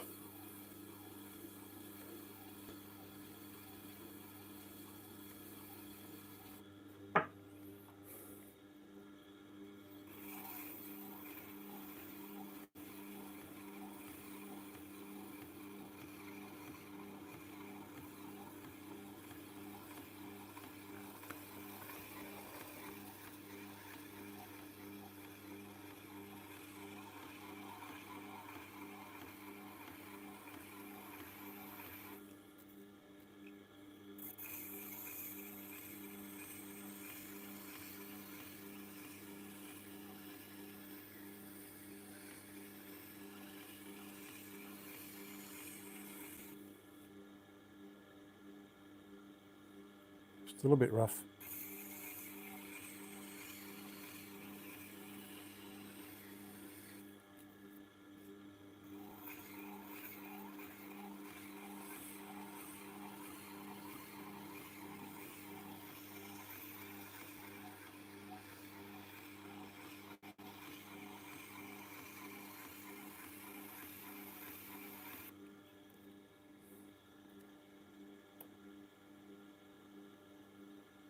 Dead smooth.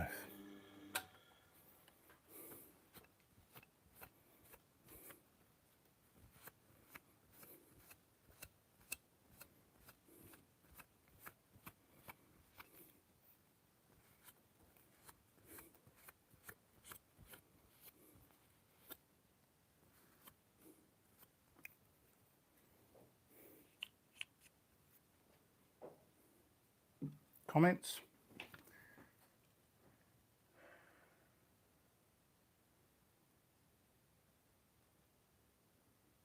Currently on holiday in Spain. Couldn't sleep. Randomly came across this. It's like 4 a.m. Well, good on you, Zen. That's cool. Have you ever been to my channel before, or is this the first time?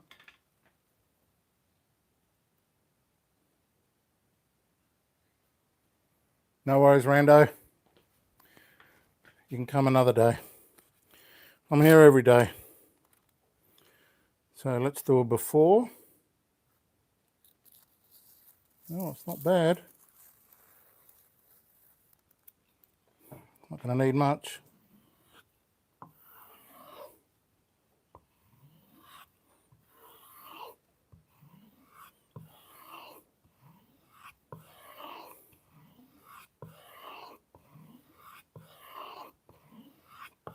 We're just finishing up, Zen. But if you still can't sleep, wait for the upload to finish and you can watch it again later, and I'm sure that'll put you to sleep.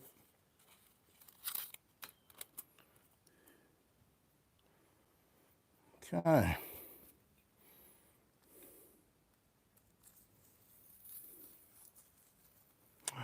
Magnificent. Wow.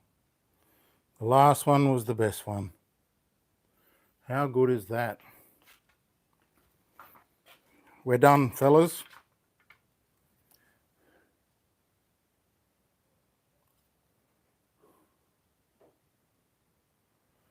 We are done. And so that's this one finished.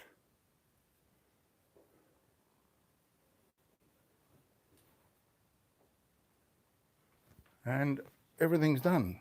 230 minutes of live knife sharpening action. Spray, spray.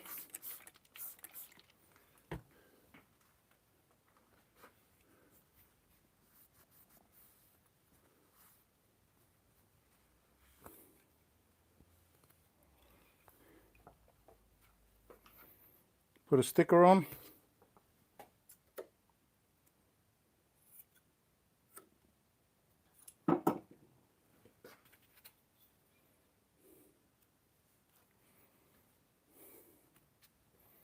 And we are done. Quick look at the completed knives.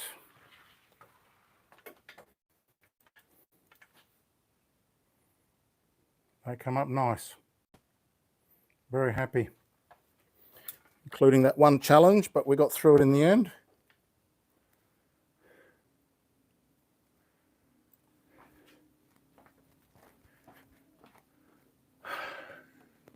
That was good fun.